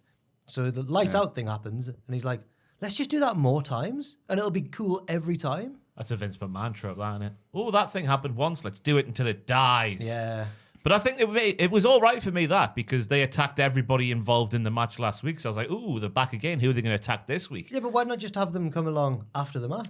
Right. Because You then the ruined crowd's the like, well, surprise. why get invested in Yeah. what they're doing? Because nothing's going to happen until the House of Black get involved. I think that's a really dumb thing The to do. danger. This was the proverbial teetering car off the edge of a cliff. Right. Could the House of Black push it off or pull it back in? I don't know what I'm saying now. That would be, you know what? I'd be really impressed. The House of Black are here. Oh, yeah, cheers, pal. Thank you. And I also was confused about, so hang on, which two teams are aligned now? FTR and... Right, so the House Roosh's of Black lads. after the match, they're not interested in the tag titles, but they are interested in FTR. Yeah. But then LFI or whatever they're called now appear, and they went straight to FTR like they wanted to feud with FTR. But then Surprise! they stood side by side with FTR when everyone started fighting. So I'm not entirely sure who's. Nobody's interested in the titles. It would have seemed. It would Yeah. have seemed. The big- FTR beefing with Bill Starks, and also HIB are beefing with them. Also, LFI, whatever they're called, have issues with HIB, and Andrade isn't involved with them at all. HRB. I just messed up the HSBC. letters. There's 3 letters, and I got them wrong. HOB. Yes. Hob. HBO also showed up. I put the crowd got into it a bit later on with it hitting some really hard ass chops, but then they really got into it when Dax hit that stunning pile driver. Oh yeah. Then Ricky just came back, did his own pile driver that was nowhere near as good, and he won. I'm like, oh, okay. I shouldn't really say negative things about a Dax Howard match, but here we are. It's not his fault. FTR have got to be fuming with what's been going on recently. They had a great What, in year. general? They They're had usually so happy. They had a great year or two. 2 years, because the Briscoes feud was last year, wasn't it? They had a great 2 years of just having incredible tag team matches, and now they're getting mired down in this bollocks. Man, if only one of them was responsible for this. I try to put it as a gun pun. Oh, I can't right, think of yeah. anything. Right, that. Let's make that comedy That's noise. true. with my Shot hands. himself in That the is foot, true. didn't he? Damn it. Yeah, but then that Damn it. all came I'm out before Wembley, and they still had them beat the Young Bucks at Wembley. Yeah, because we're allowed to do that. Anyway, I think sorry, it's can all. I- Oh, yeah. sorry, I thought you finished point. I was want to go to the toilet really You can quick. go now if you want. I was going to say, just in the interest of balance, I think it's all right at this point in the story, just because we're at the start. If this happens again next week, where we're coming away thinking who's attacking who, then it's a bit weird. Why does he hate Richard so much? I don't know. Do you know, Joel? Has anything happened down here while we've been away? I don't know. Joel doesn't know. If Maffew- you know in the Maffew's comments, let us know down below. Why does Maffew hate Richard Tubman? What do you want to talk about until he gets back? Should we just carry on with the AEW Yeah, because go he's on, just going to yeah, crap right. on it, isn't he? Do you want to read, do you want to read your notes? To be fair, I didn't really enjoy Collision this week. I can't disagree with him in this instance. Where are we up to? Andrade was next, I believe. In a backstage interview, Andrade doesn't seem worried about his potential association with CJ Perry. Afterwards, Chris Statlander and Willow Nightingale ask Sky Blue why she's been so weird recently. She brushes them off. Everyone knows why. She's been spaffed in the face with a black mist, and now she's having a being taken over. They even said it in this segment, I believe. Willow's like, yeah, since me and Sky got misted, she's been a bit weird. Why are you being so weird, Sky? Willow called it spooky dust, though. Did she? She buried it. The gimmick's Spooky been dust. buried by Willow Nightingale, who is apparently overcoming the mist. She's immune to it somehow. Why is she immune to it? I don't know. She's too babyface. She's like Batista. That's why. She goes, yeah, boom. boom, and then just it evaporates from her Why being. should? Because she's got a mean spine buster, power bombs and stuff. She wrestles like Batista. Andrade's promo before that, though, was nothing. He says he's a businessman, and this is business. Yeah, he did. He dodged the question, didn't he? Yeah. Crap, wasn't it? Thank you. That was a quick poo. We've just done the. Oh, man. We've just done the Andrade bit He's with back. and the Willow bit after it. Oh no. No, you Missed didn't miss. that. You didn't miss much. Told you. Yeah. He hates it. AEW don't. That's right. We got backstage. Claudio. Claudio Castagnoli attacks Tracy Williams during his ring announcement and wins a squash match. Oh, that poor get. He was battered like a He got sausage in uded. Scotland. Yes, he got uded. Aye. I once went on a night out, and it was just me and Richard Tubman left after people had left, and I wanted to carry on the night. I was like, "Come on, Tubman, let's go properly out." And he went, "Yeah, let's just stop at the maybe the Town Fry or the Oh yeah. one of the central chips." And we went in, and he got a battered sausage, and then outside as we walked to the next place where I was desperate to carry on this night, I was buzzing, and then he was like, "That's made me feel really sick. I've got to go home," and I had to go home as well because we were the last ones. And that's what I've never forgiven the noble battered sausage ever since. Oh, that's a right. shame. Maffew mentioned battered sausage. I was wondering where that came from. Yeah. One time, and you know who was serving the food? Claudio Castagnoli. That's He used right. to work at Tom Fry. Yeah. I think it was actually hot sauce Tracy Williams behind the counter. I think Look Richard, at ye. looking back, I reckon Richard just didn't want to go out and worked me. Pretended he felt sick. So Maffew hates Richard. Richard hates Jack. Yeah. He hates And I hate- Richard. I Joel hate resents Maffew. all three of us. Yeah. See, I'm just thinking we're trying to like make this a nice, lovely podcast for people to actually listen to, and sometimes it could be like, well, let's watch Tubman on his bike, and there's a comment like, I want wrestling. That's I not, want what, wrestling. that's on my not bike." what you were doing, by the way. You weren't just nicely watching Tubman on his bike. You Yeah, that's what I'm saying. I'm doing something to make it at least vaguely entertaining for people, especially as a I tell video. you, that's such a nasty thing to say about his vlog. No, When I do constant commentary over watching, those videos, I get slandered by the people on this podcast. us watching a video for the audio. We never listeners just watch of it, though. our We always talk podcast. over it. Yes, but we have to say something, and whenever I say anything, it's like, oh, Matthew's a bastard. Then again, I do tend to complain because it's a In lot more fun that way. 2017, Joel, I went on a night out for my birthday, and Matthew made a Facebook post the next day about how no one had a good time. We've been over this. I am used to And he my was- friends and he being was- like, and he oh, was- soon, And mate, he was it's genuinely, Limp Bizkit he was again. He was And genuinely then you- shocked that I got annoyed by this status. There was like, Yeah, that was none of Jack's friends had a good time on his birthday. again. Where there's everybody else, which is like 90% of Cultaholic, we just stood there like, It was What Culture at the time, I believe. that's right. Yes, Might have been just after we left. yes, that's right. In the interim. And it's just the lads like, yeah. No, I was just incorrect. I just realized how emotive my mates are, and by emotive, I mean on drugs. So I've already apologized. No, I will sorry, I know, I apologize shouldn't again. have brought it up I'll again. continue No. to say things about Tubman doing his thing to make it entertaining for the people at home, rather than just going, "Well, that's a bike." And he's in Japan, which is Carry not on the English. phone. You never listened to a word I say during those segments back in the day. I've just learned now. I feel slandered, disgusting. Anyway, Samoa Joe did stuff now. What did he do? So Joe didn't do anything to Claudio. No, well, we're still on that one. Yeah, Well, the Rainmakers were very snug. they were. That's all I've got to say about He it. made them too bad. It's been Rainmakers pissing were very himself outside. Backstage, Samoa Joe reminds MJF of his offer of protection in exchange for a title shot. He doesn't want to put any pressure on MJF to make a decision, but says if he gets in trouble against Omega tonight, just scream his name. And he appears, I believe in Samoa Joe. Joe. Yeah. But and MJF goes, all right, cheers, pal. I appreciate that. But he's worried, isn't he? He's scared of him. He's crumbling. That many people coming after him. Oh, he's crumbling. Like a Cadbury flake. Like he's the quadruple's on, but you know he's going to get knocked out of some competition one time. Like there's going to be a League Cup fixture that trips him up. That's what he's doing at the minute. That's it. Spinning too many plates. Yeah. And then we get the main event, which I know has had a lot of people discussing. So I can't wait to hear our opinions of it. In the main event, MJF beats Kenny Omega, who's dressed as Manon from Street Fighter 6. His wing fell off.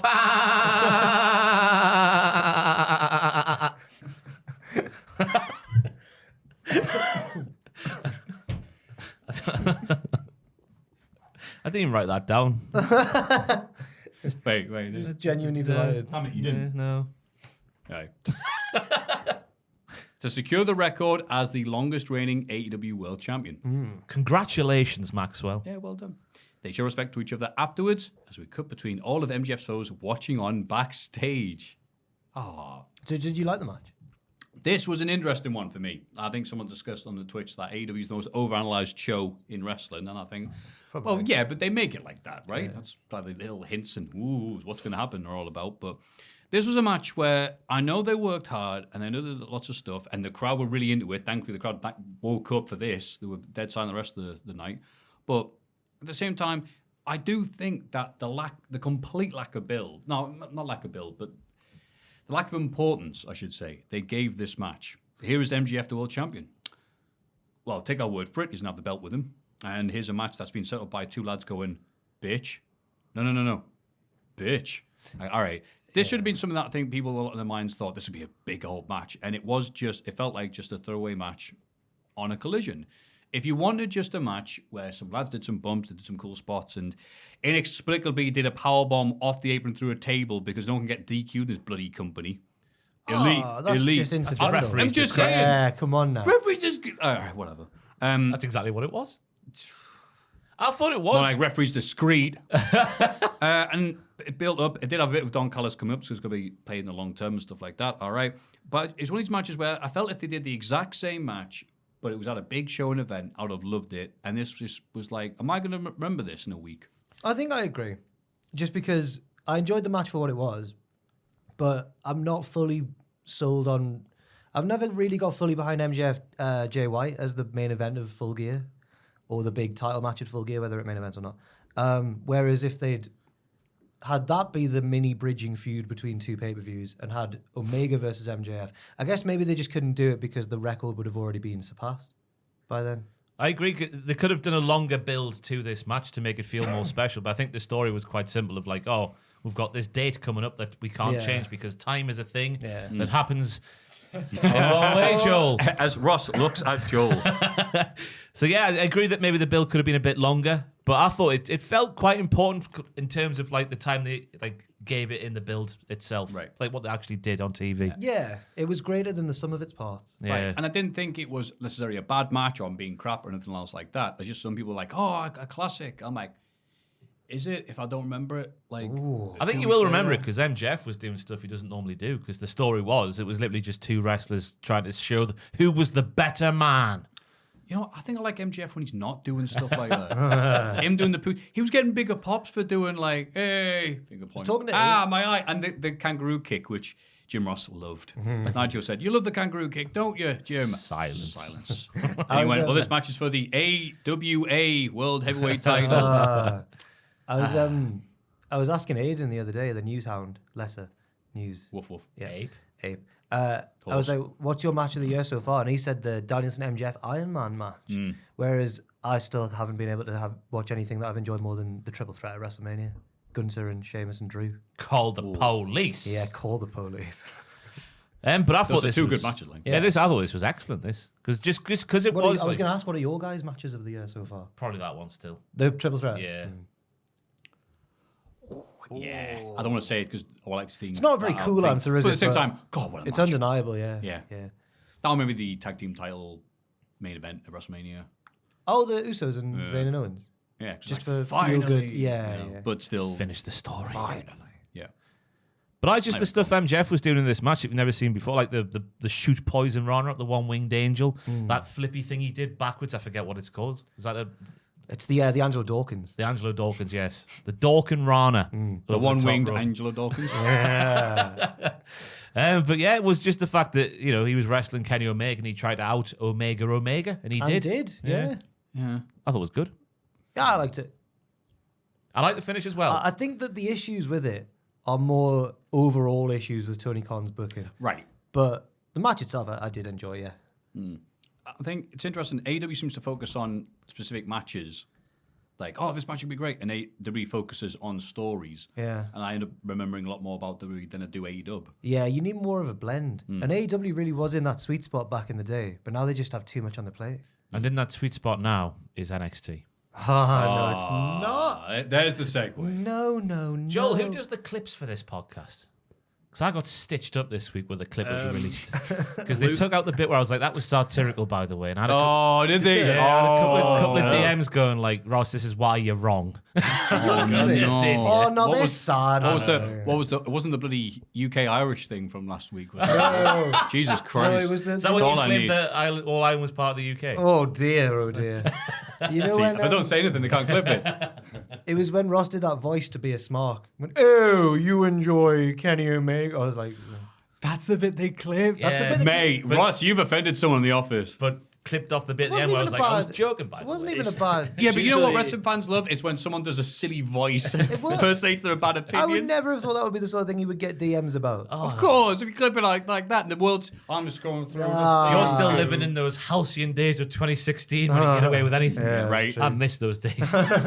You can't say anything now about someone getting upset in terms of like just a stupid Oh, wrestler. all right, Dad. Oh, no. Let's Just get I mean, you like, home, Dad. A stupid wrestling opinion that doesn't matter in the grand scheme of life will upset somebody. It's just like, Of course they matter. It's fine if you feel different, but don't go like, you're an arse. I hope you die. It's not that important. That's a good point, but it's not very well made after you've gone, here's my impression of you. Yeah, take that one. Monday Night Raw, Rhea Ripley, Dom, and JD. Oh, are you ready? It's going to be any show for the last 6 months. Rhea says Seth and Drew have to decide who wants to win a crown jewel and who wants to be crushed by the JD. Ooh, we all volunteer for that. They're under advice Sami Zayn, who cuts a passionate promo criticizing the JD's obsession with power. He represents rebellion and resistance and says he'll fight the JD until they're no more. Rhea suggests a match between Sami and Priest later tonight.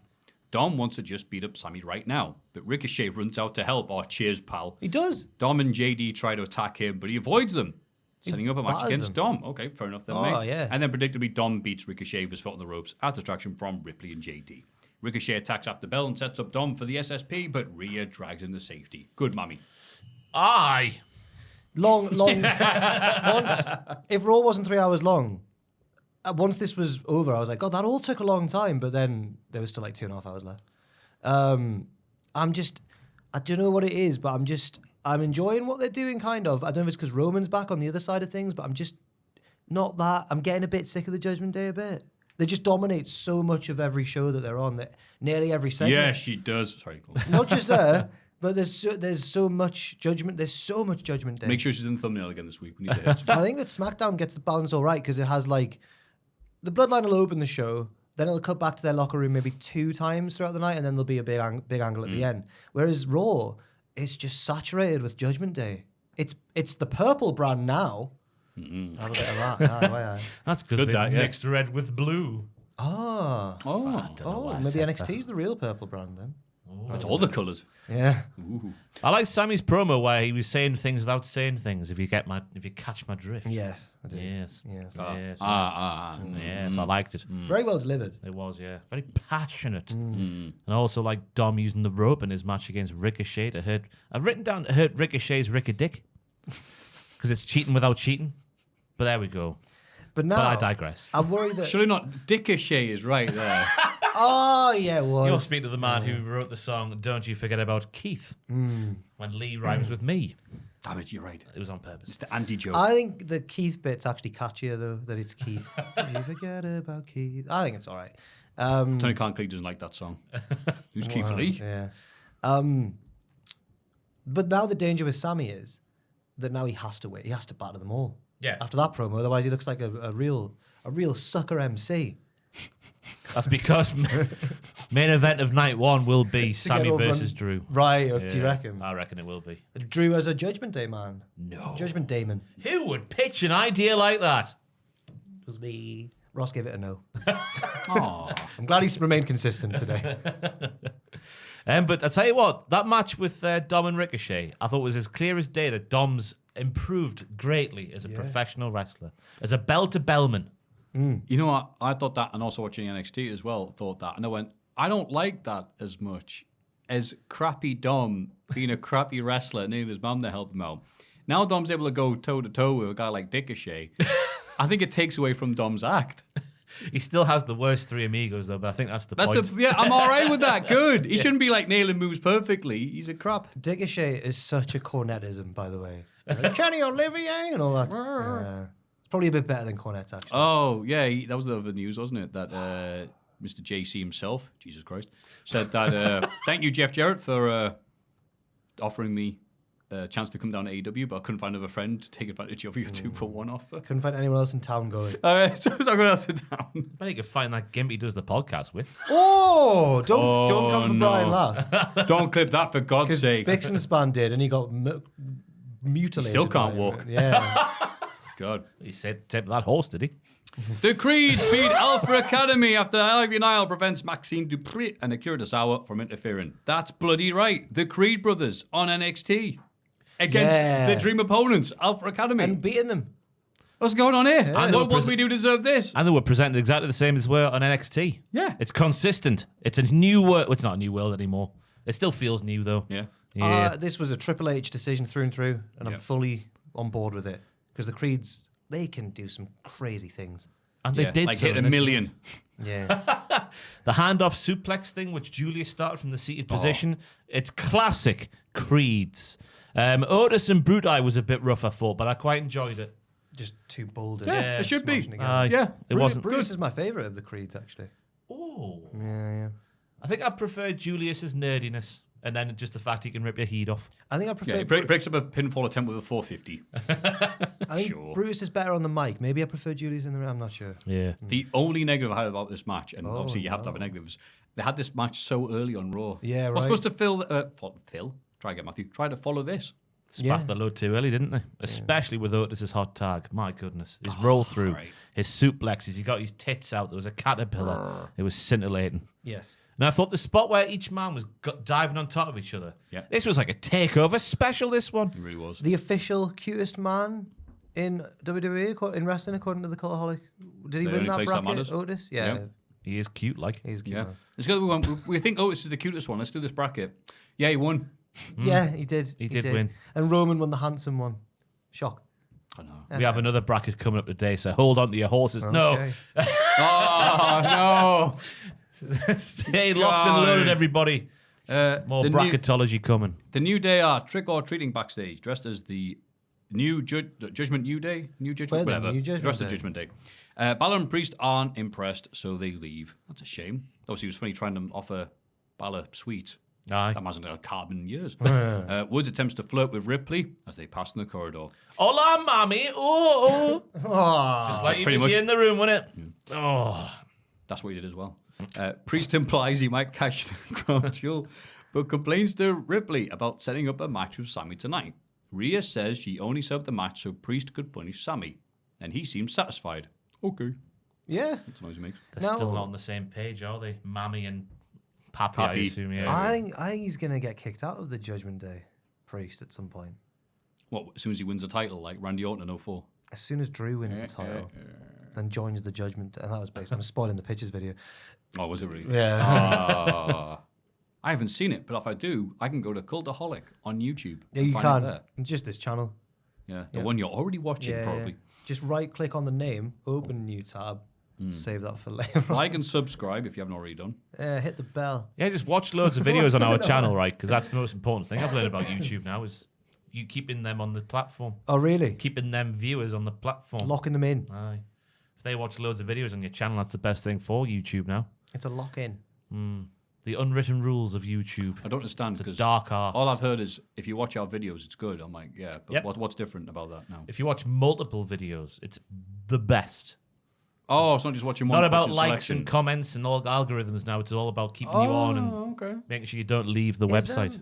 Is anyone else Never getting leave. just really recently getting the recommended bit at the side?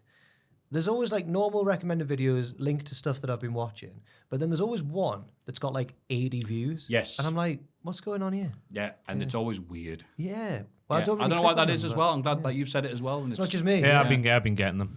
Have you ever clicked any of them? I don't know. I don't think so. But now we'll start. No, I don't know if I should. Might just encourage more of them.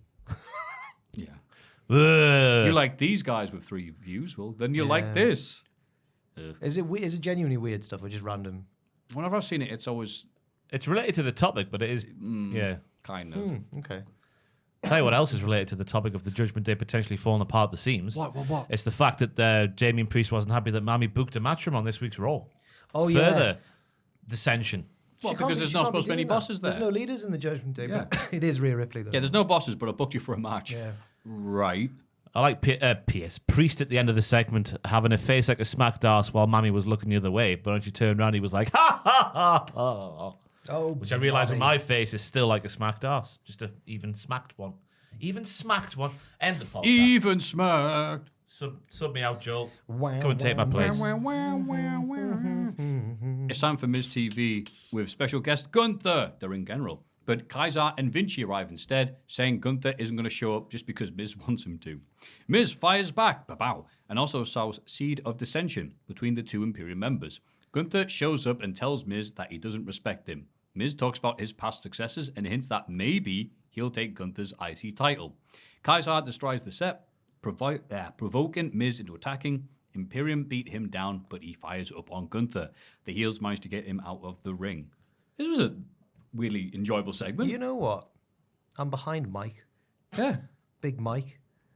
Michael the Mizanin. As they call him in the biz. I don't want him to beat Gunther, but I like him as a stopgap feud for him. Yeah.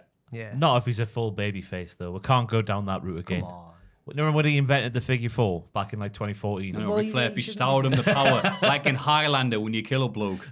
You shouldn't And he be gave the doing that. worst figure 4 to beat Wade Barrett at WrestleMania's pre-show. But his feud... Oh, no, wait. He was the heel in that feud. I was going to say his feud with Ziggler was good, but wasn't that...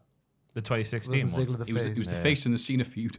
The 2017 one. It appears they're doing like sports entertainer versus professional wrestler in WWE. Whoa. Who would have thought it? But they've already done this with Miz versus Bryan all those years ago. Oh, that Also was- 2017. the most wasted potential in a feud ever. No, don't you walk away from me, Yeah. Bryan. I am never off. Yeah. At the same week they're doing this, Bryan's off injured again. Miz did nothing wrong.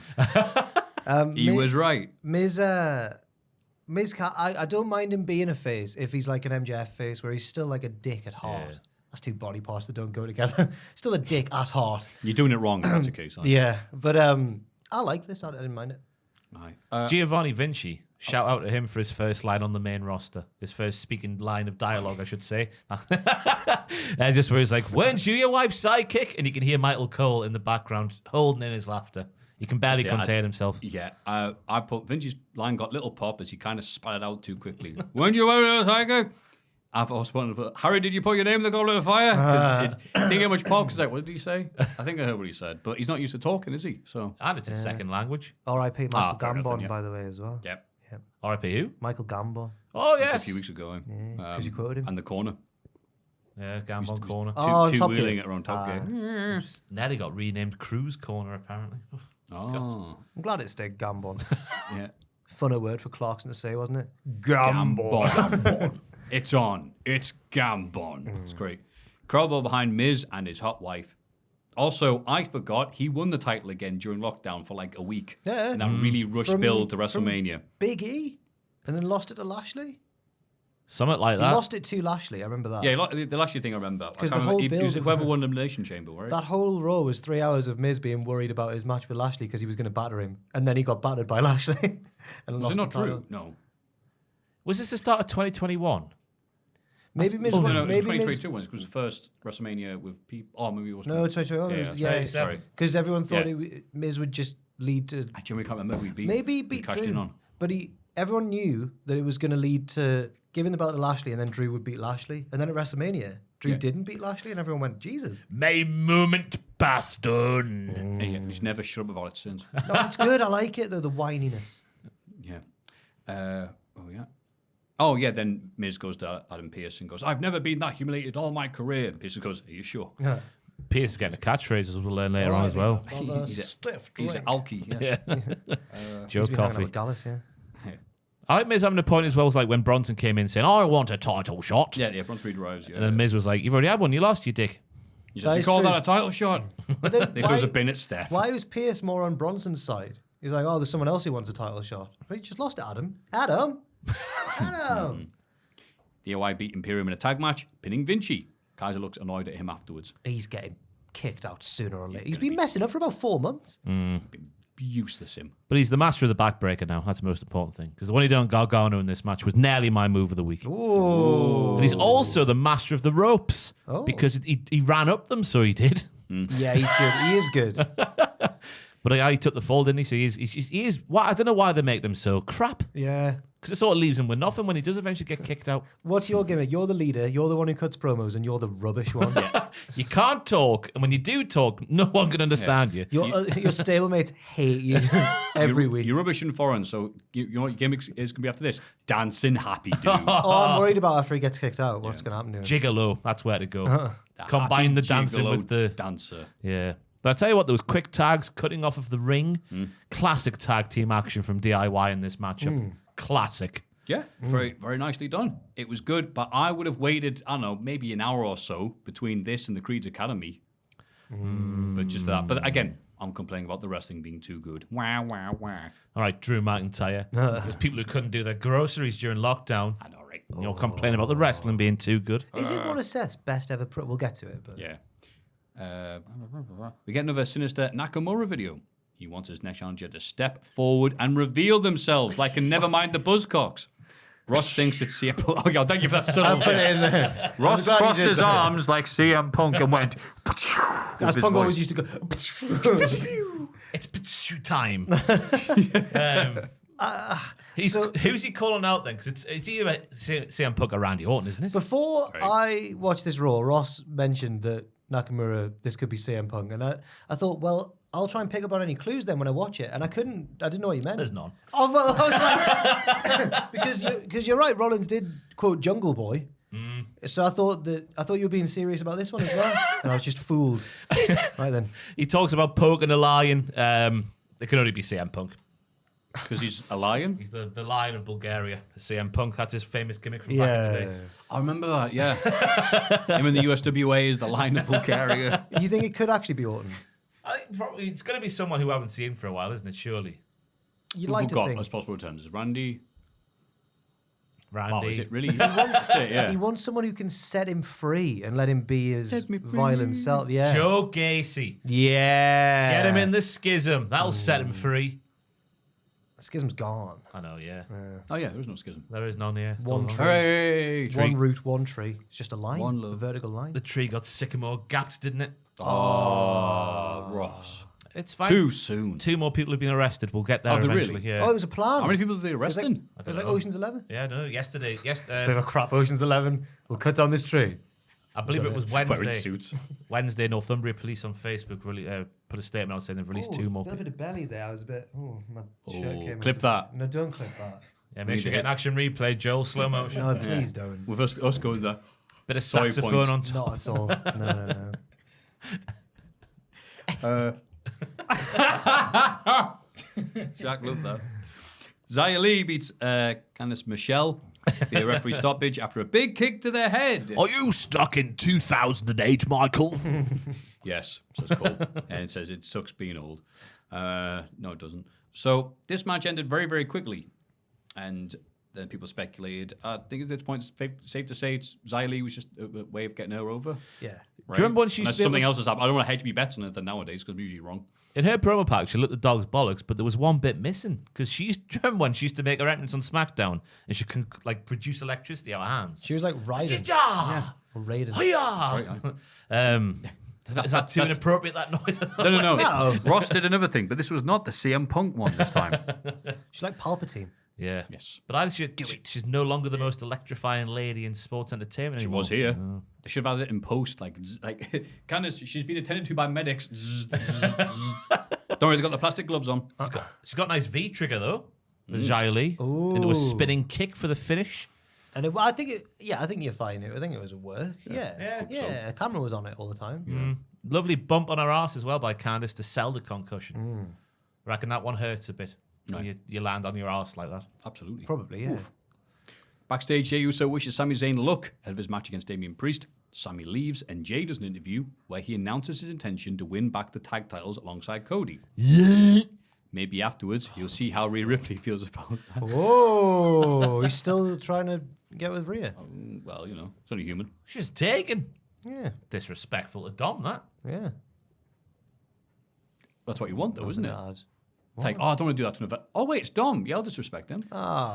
She's very loyal to Dom. You got to respect the beauty of love, the sanctity of monogamy. God, that did- Nom nom nom. That's right. One man and a horse.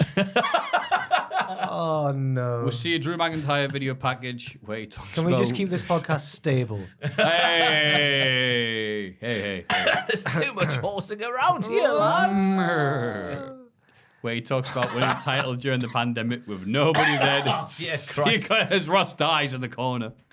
Before complaining about Solo's interference to cost him at Clash in the Castle. That's right. It's very tweenerish by design, you know. Wah. Sounds like you're not a fan of it, but it's good. No, but he is wahing about stuff. As a Bret Hart fan, you should be loving this. That's what he did. Have you seen his new commercial? commercial, by the way? Gift Man Hart. Yeah. Yeah. Hey, Canada! Yeah. I don't know what the hell that was. Apparently Michael Gambon is that Bret Hart. What does he say, Ross? I don't want to do it again, man. It's me, Cowboy Bret Hart. They Grab often, yourself some rootin' tootin' tales from Amazon, Canada. to be fair, Bret, the Harts are from the cowboy equivalent bit of Canada, aren't Yeah. they? They're from like the Stampede and all. Yeah. Yeah. That's why in Canada, you know, in like America, Bret Hart be like, I'm the best there is, the best there was. But in Canada, Bret Hart like, yeehaw! That's how it sounds to them. Rootin' tootin' In Bret Canada, Hart. the way Bret talks is actually really emotive and charismatic, but they're just like, whoa, he's a bit crazy. Hey, that Bret Hart, he's he's so all over the place. Or you have the Lewis House perspective, where it's just like an instant turn on when he dons the cowboy hat in that TV program. Yeah, Lewis is a big fan of both Bret Hart and cowboy wrestlers. So when Bret did that, it's like the biggest crossover in the world. Posted on the wall and everything still. He's 37 years old. He's got children. I don't know if he's 37, but he does have children. I don't know. And they don't like him. I'm sure he's much cooler than all of us. Oh, yeah. Easily. Like, He's Lewis in your house. He owns a Yeah. comb, for goodness sake, to do his hair what, with. like Angelo. It's like, oh, yeah. Oh. Wow. Back, didn't he? Do you own a comb? Yeah. They actually- You can't tell. Yeah, of course. Oh, well. I've Yeah, got a but he- variety of them. but he's- Because it's been raining very heavily. But he's so- actually got like the 50s parting Yeah. sort of look. He's like a modern day Elvis. Yeah. Good looking lad. Anyway, what we're doing? What was You want to talk about how attractive Drew Lewis House McIntyre. is? Yeah, Drew McIntyre. Yeah, he's got trapped in the wrestling bubble, and Drew McIntyre, with his perspective on life. Yep. My biggest moment happened during a time in human history nobody wants to remember. Which I thought was a good line, as was the tagline of like, no more broken dreams. Is that right? The zombie match between Miz and Priest or whoever it was. Oh, Cum was a zombie, wasn't he? John back then? Morrison? Yeah. He got eaten? Oh, it was the tag match. Yeah, right. What I think. No, it was Oh, a singles Joel. match, but I think Morrison was there. Oh, Did you yeah, he get was a picture tagging up of him. those zombies? We should have a little game of Guess Who from the Oh, NXT no, I roster. can't be bothered. Oh, fair enough. I'll I've do not it. got my Joe. lenses in, so I wouldn't be able to I'll join do it in. in my spare time tonight. No, it's all right. You two can Look do at it. Joel's search there. What does clocks going back mean? No, he's got it. You've actually Googled what does clock going back mean? You saw me doing it when we were doing the podcast. I tried to prove you wrong. I know what it means. I don't get I'm trying to educate you. I don't understand. It is search history. We've got him in 4K. Oh dear. Sorry, I'm not recording the screen. So there's no evidence. Damn it, Joel's the People editor. are with This me bit will anyway. be cut out. People agree with me. Here we are. Rollins. Seth cuts a promo of his match against JD. He mocks Drew's video package and says everybody had a bad time in 2020. Drew just didn't get to win the title the exact way he wanted to. JD attacks Seth from behind and beats him down, whatever. Seth wins the match and taunts Priest at ringside, daring him to cash in. Priest doesn't take the bait. Oh, he made Drew like a right brat, didn't he? Saying like, boo-hoo, cry me a river, you big Scottish baby. Ah, people couldn't even buy their groceries. Ah. Yeah, be grateful for what you got. Huh? Yeah. But, I'm on Rollins' side now. I'm Which I on guess is the Drew's point. side. I mean, this is where he's going slightly more moaning than he has been the past few weeks. It's like one thing's like, you did win the big title. Your name is going down in history. Yeah, but we're better with people there. You're like, all right. Is that not good enough for you, Drew? Sorry that the most prestigious title in history, you won. 99% of wrestlers never even hold. Right. Yeah. I'm on Team Drew still. Oh, yeah. Yeah, I don't know. Just Rollins has done some awful things in the past. He's turned on everyone. And I've got a long memory. I'm not going to forget. I don't know what's happened. No. I like the journey though, because after Drew's promo, you're like, yeah, that was crap. That's how he didn't get his moment in the sun in front of other people. And then when Rollins is here, you're like, oh yeah, Drew is a bit of a dickhead, isn't he? It's good. It's a good storyline. It's good. I hope it doesn't. I'm liking it. I hope it actually gets a good payoff. Yeah. Backstage. I'll tell you what though, Oh, go during on. the match between Rollins and JD, Rollins called, the old Flair over the top rope bump, I guess we'll call it. He calls it a Flair boy. You hear it on camera. Flair boy. Flair boy. And he throws him in the corner turn. Is that what he said? Yeah. Oh, Flair boy. Flair boy. That'll be on your. I saw them talking about what the Flair boy. Yeah. Flair boy. And then JD does the old And JD, Flair. I know what that means. Imagine if you did the wrong Flair thing and just flopped. He just starts doing the story. He's like, what are you doing? No. He needs to start sandbagging people though, JD, for a few weeks because he's getting too. You know when we say like when you show you're very good at something, they'll just have you do it over and over again. Like Ziggler. The Ziggler effect, yeah. When he's taking these bumps, like he does that one over the top rope where he does a handstand and goes like face first on the floor. The more he does, he's never going to win a match again. It's a living. It is a living. Yep. Backstage, Dick O'Shea complains to Pierce about the JD cheating earlier in the night. Pierce offers him a number one contenders match for the IC title to make up for it. Dick O'Shea says he has a score to settle with Dom first. Chelsea Green and Piper Niven interrupt dressed as the Hart Foundation. That was Brett and Jim. Sorry, Brett and Jim. Complaining about the stipulation for Chelsea's upcoming Trick or Street fight. Finally, Pierce is confronted by Ivar and Valhalla, who says the gods have demanded they speak to him. And he goes, I want a drink.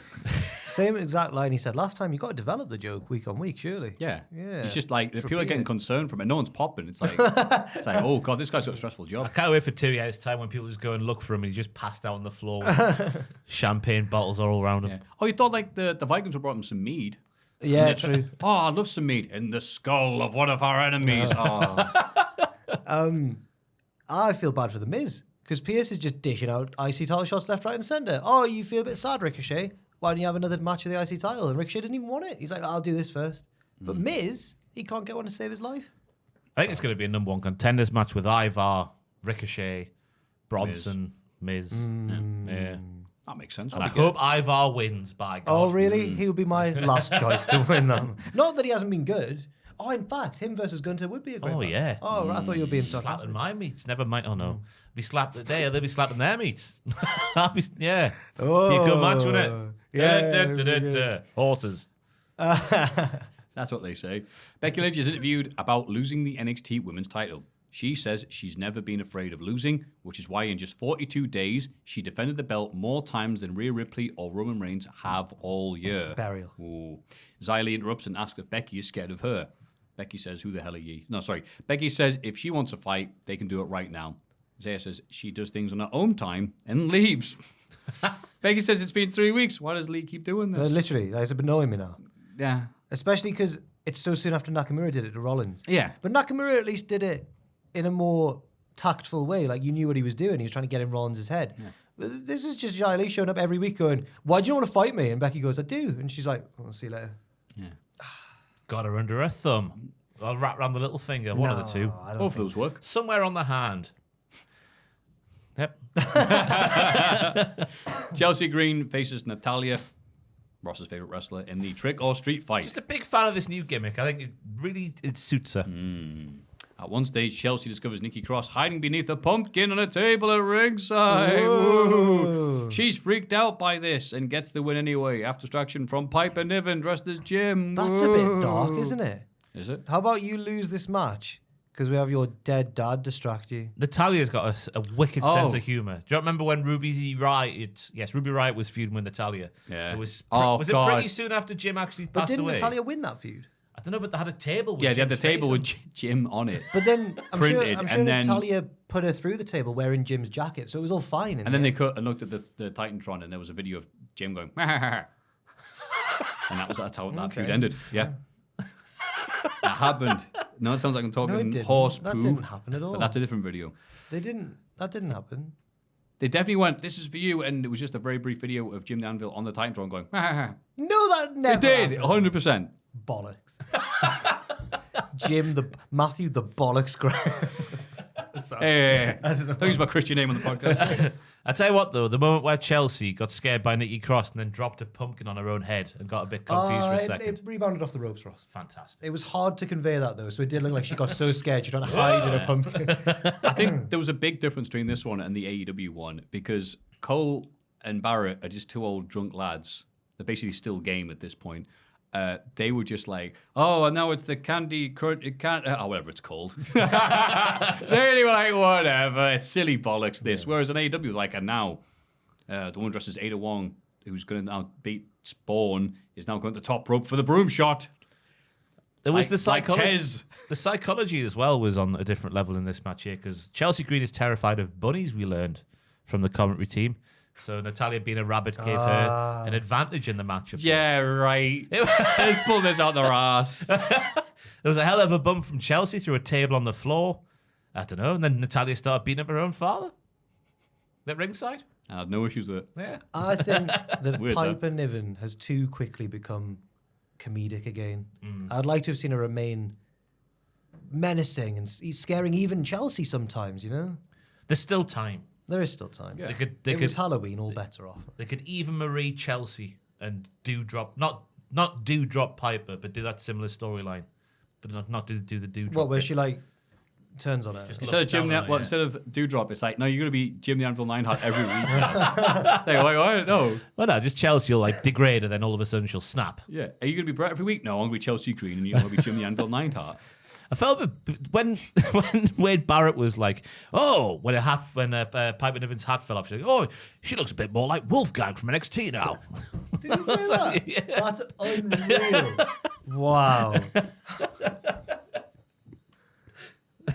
They're probably pals. I hope so. ICW, aren't they? Yeah. The Judgment Day keep interfering in Sami Zayn's main event against Damian Priest, so Jey Uso runs down to even the odds. He gets Sami DQ'd after super kicking Priest, and the JD beat Sami and Jey down after the bell. Cody Rhodes comes along to help the babyfaces win the brawl. It's a miracle! Kind of a limp, kind of a not. He gives JD a pair of crossroads on the announce table, which probably doesn't do his limp any good. And then Cody cuts a promo on Priest to close the show, saying he'll always get back up. He'll never knock him down. Crossroads is one of the weirder moves to do on the announce table. Say, Cody's just he's very nailing safe, himself into the table. Yeah. That's how much I hate you. He mocks Priest for not leading his own stable, saying he walks behind all the other members, even Dom. Cody says he's back on the path, and at Crown Jewel, that path goes straight through Damian Priest. In which case Damian Priest goes, no, there's no leaders in the JD. It's not my stable. Good and they cut him off, and that's the end of Raw. That clearly is, though, Damian. Yeah. You dick. But Damian was also using his reckoning maneuver for the first time in a while because it's eerily similar to Cody Rhodes' Crossroads. So he was sending a message, which I think is why Cody was doing multiple shoot Crossroads on the announce table. Cody's got to be winning a Crown Jewel, right? Oh, God, yeah. Come on. Out of sight, out of mind, Damian Priest.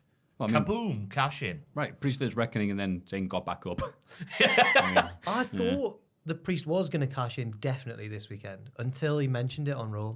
And now I'm like, that makes it less likely. I don't know. It's a strange one. Right. Do you think he'll cash in? I don't know. I'm more interested in this Saudi Arabian nightmare at Crown Jewel that he's promised us. Oh, that was a bad line, wasn't it? It was. Especially when there's the rumours and reports that it's going to be a big old storm. I even the said on the outdoor stadium. pictures video, one of my pictures, I was like, they meet in the car park and it's pouring with rain. And then I went, it won't be. It's in Riyadh. And now I'm like, I've jinxed it. Well done, you. I know. Michael Fish Jones over here. Hey, Was it Michael nice. Fish? That's Yeah. well done, yes. Right. Was he the one who got it wrong? He's been interviewed by this and goes, I've been doing the weather for decades. The one time I said, no, there's not a tornado or hurricane. Yeah, I don't something know like the that. difference. Hits England. And our report said it hadn't. So I said no. It turns out the reports had quickly changed and hadn't told us. Yeah, that's the clip that gets brought up.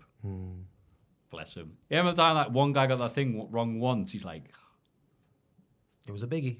Yeah. Apparently the South's getting a storm now. We had one the other week. what one now? Storm Kieran. They've all got, there's so many names. Bit of a, what, in the world? All the storms have a name. Oh, yeah, that was good. That was good. No, but like we only had one the other bloody week, and now we've got another one coming up. Yeah, Kieran. Then there's some more storms, and AEW's hiring people. Bit of a, Ridiculous, bit this. of a normal name for a storm, isn't it? Yeah, Kieran. You know. Anyway, What gonna would you names call a soon. storm? it's alphabetical, isn't it? That's how they do it. Is that what? Right. What was the last one? It had a B in it, I think. So it's C. So we're going to call So it's C, and then D will be the next one. Dominic Mysterio, Storm Dom. Storm Dom. But no, because it's got to be a girl. I think it goes boy, girl, boy, girl. So right. Storm. Like a school. Storm. Storm Dorothy. Yeah, Dot. Oh, yeah. Dorothy, that works yeah. well. Yeah, Dottie. Yeah. Wizard of Oz ting. That's right. Yeah. Oh. Yeah. If you thought that was bad, don't worry. NXT. Shotzi and Scarlett arrive at the bloody Ghostbusters. Whey! How did they Hey, get you can't that? be as a bloody ghost then Ghostbusters. Hang on, I'm getting mixed signals here. Then we get another song by that band. That's what I put as well. Like, yep, that band. It'd be good if they had the instruments on there. The Greed Brothers win the tables, ladders, and scares, not stairs, like I said bloody last week. Some stupid against Angel Garza and Humberto Carrillo. I know Ross was worrying that the Shagging Cousins were going to win this match. I was, because of the Raw debut. When they were doing that entrance as well, I was still believing the Shagging Cousins were winning because it felt like a sort of a goodbye NXT entrance when they walked through the crowd, shaking hands with babies and whatnot.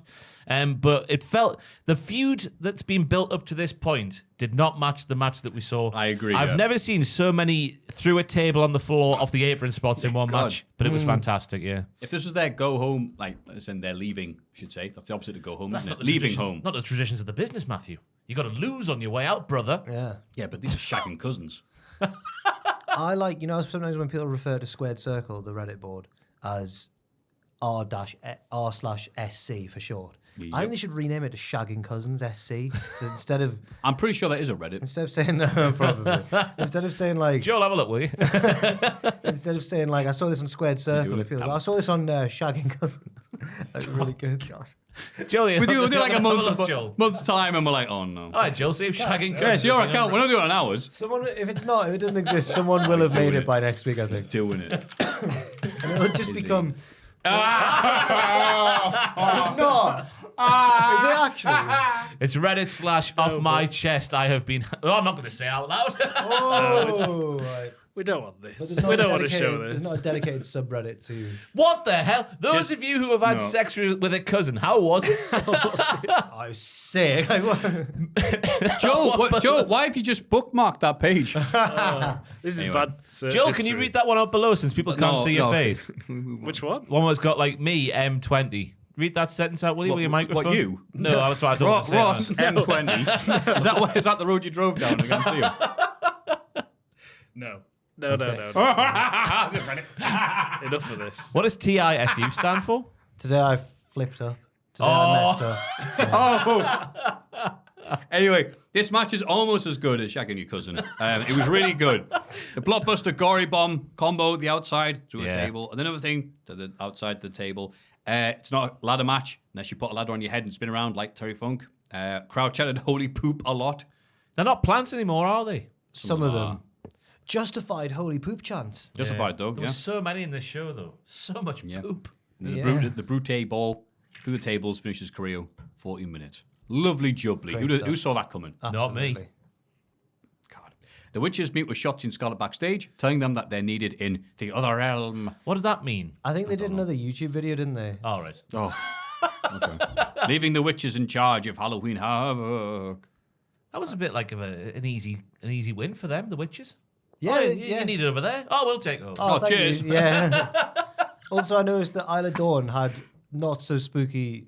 Just you could see her tan lines from when she'd been on the beach, which isn't the most witchy thing. I've been on holiday. Woo. Maybe she's been a vampire and gone out during the afternoon. Oh, Ah, fuck.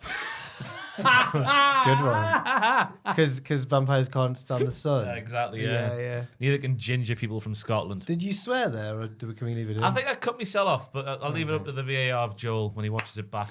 That'll be the bit they clip and put on YouTube. Here's the best bit of the podcast. I tried to help. I went, Oh, good one.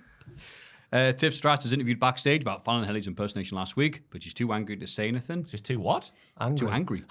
Too wanky to say. What is it? Too Too angry. Too angry. I'm Oh, yeah, you're right. That can sound bad. Mackenzie's a bit of a poo stirrer. I Saying thought the- so, yeah. The Yeah. impersonation was spot on. I mean, it was. It though. was very good, like. Yeah. Yeah. You don't say that to Tiffy Stratt herself. Exactly. But then after as well, Mackenzie again with another dig. She goes, "We'll see Fallon Henley. We'll see Tiffany Stratton versus Tiffany. I mean Fallon Henley." Afterwards, we get a Joe Gacy video package. Just skip this. Well, bollocks. waste of celluloid. It says he made mistakes, but he doesn't want forgiveness. Once upon a time, he was tethered to society, but now blah, blah, blah, blah, blah. Oh. I'll put Joe Gacy talks about seeing horrors, in brackets, whores. He says it like it's the first time he's ever said it. It's funny. Christopher Columbus over here. I've discovered a new thing. I don't know what the hell. Where did that come I don't know. The Isle of Horror. We've been around here for a while. I discovered it. Tiff Stratz attacks Van Henry during entrance and injures her leg. Yeah, they did the knee angle, which was such a letdown after such a The brilliant... knee ankle. The the knee bit of the angle. bone she hit. Such a brilliant build came to nothing, so maybe there must be a legit injury in there somewhere for one of the two lasses. I did enjoy that Stratton was so angered by the impression that she decided to just not have a match and just beat her up. Yeah. Yeah. It's we don't have to do it all the time, but like, no, I really hate you. I'm not gonna wait for the bell to ring and then ding ding and then we'll lock up and I'll do the international. Sometimes it's like I hate. I'm just gonna attack you during the entrance. I'm all for it. Fallon Henley would put up more of a fight. I wasn't expecting it. Anyway, stop it. What am I She trying to deals justify with this? all this at the bar every weekend. Oh, I see. I'm so glad that Kiana James never bought out the bar. Yeah. Instead, we get this. Dressed as the Scooby-Doo gang, Metaphor explore the haunted house in search of the Heritage Cup. I ran all these segments together. Later, we see the group get separated. Spooky fates befall Chikara Jackson and Lash Legend, while Oro Mencha is beaten down by Akira Tozawa. That's the most embarrassing of all. What did Yes. Mensa hit his abductor with? It looked like chicken or a little squid. I couldn't work out what it, I watched it so many times trying to see what it was. I couldn't work out. Me neither. Noam Dar eventually finds the cup, but it's surrounded by Tozawa and his spooky minions. They intimidate Dar into giving Tozawa a shot at the cup. This took ages. I'm sure that I wrote spooky in like that voice that Matthew's been doing the whole did. way through, and that was the word he didn't do that voice for. I did like lowercase, uppercase, lowercase, uppercase. Spooky Thank you. fates. Thank you. I tell you what, when Noam saw his trophy, then sniffed it, then licked it, and upon licking it, realising it was his real trophy, that gave me similar feelings to when I saw the ending at Homeward Bound for the first time. Explain. Just that, you know, when you get just a guttural, just, I'm happy. Catharsis. Yeah, just, "Wah!" That's why I was sat on my sofa this morning. Will they ever get home? I love that was your measurement of happiness. The first time you saw Homeward Bound. Yeah, Oh, yeah. great film. I think I've only seen the sequel, though. Oh, it's the first one I'm on about. Is the sequel when they're like in the city, like in New York? And I that? can't remember. Just the first You know what? I've seen both. And I couldn't tell you the difference between the two. Let's get to the bottom of this. More notes. If you from like this. dogs and cats walking, by the way, recommend Homeward Are Bound. the cats in it as well? There's Oh, the yeah, cat. there's the little sassy Close by one. Roseanne, I think. Roseanne. Roseanne amazing, Barr. What bar? What bar? The old bar now. Ah, so there's Homeward Bound: The Incredible Journey, That's one I've seen, yeah. and then where's the sequel? Homeward Bound: Lost in San Francisco. That's the one I've seen. Homeward Bound 2: Lost in San Francisco. Did that come out Right. after Home Alone? Because I reckon there might be fitting some sort of framework. This was there. 1996, so yes, They could have teamed up. it features the three pets from the first film: Shadow, the golden retriever, The Yeah. hero. but The he hero. replaced Don Amici as the voice, the Ralph Wade instead. Sassy, the cat, Sally Field, and Chance, Oh. the American bulldog. Michael J. Fox. Yeah, so it's not Roseanne. Bollocks. No, it's Mrs. Doubtfire's wife, isn't it? Is that what that is? Is that Sally Field? I don't what know. Sally Field is? Sally Field. I can find out if you want. We're Please do. Falling down a We bit don't care of a about wormhole. NXT. She was in Steel Magnolias, Mrs. Doubtfire, Forrest Gump. Yes! Done. Up the film watchings. Ross on film. What we're going Yeah, to you're going to justify. Yeah, so that one moment of happiness that you got. Yeah, they didn't skip on the budget for this match. It was but all the way through, I'm wondering how, like, of all the wrestlers they've got, how did Tozawa piece this puzzle together? Well, he had an army of ninjas already. He's just, I just dressed them up. yeah, I think so. That'll work. He's always managed to attract minions towards him. So He's charismatic. Almost conspicuous by his absence at the haunted house. Then true. He was the house. Whose house? Almost. I'm a house. Yeah, I'm a house. Where's he been? I don't know. They're just waiting for the next WrestleMania or something, aren't Yeah. they? Yeah. Would he set Nakamura free? No. Oh, I like that. Do you? Yeah. Because it's not CM Punk. Anyway, Dominic Mysterio beats Nathan Fraser to retain the North American title. Get him, Dom! Wesley beats Dom down afterwards, takes the belt. Crowd were chanting for Dom during this. I put, ha ha ha. Were they? Nathan stinks. I'm not surprised. He's the biggest dick in wrestling, is he not? In character. As a character, yeah. I'm sure he's a sweet, sweet boy. Thank you, Fran. in In real character. life. In character. He's so unlikable, though. Even more likable than Dom. Yeah. Good Yeah. wrestler, though. Quick, sneaky and quick. Really good wrestler. Really good worker. Yeah, Maybe there's and a difference. Dom won clean. Yeah, that's He the won final nail in clean. the coffin for Nathan Fraser as a wrestler, I'm afraid.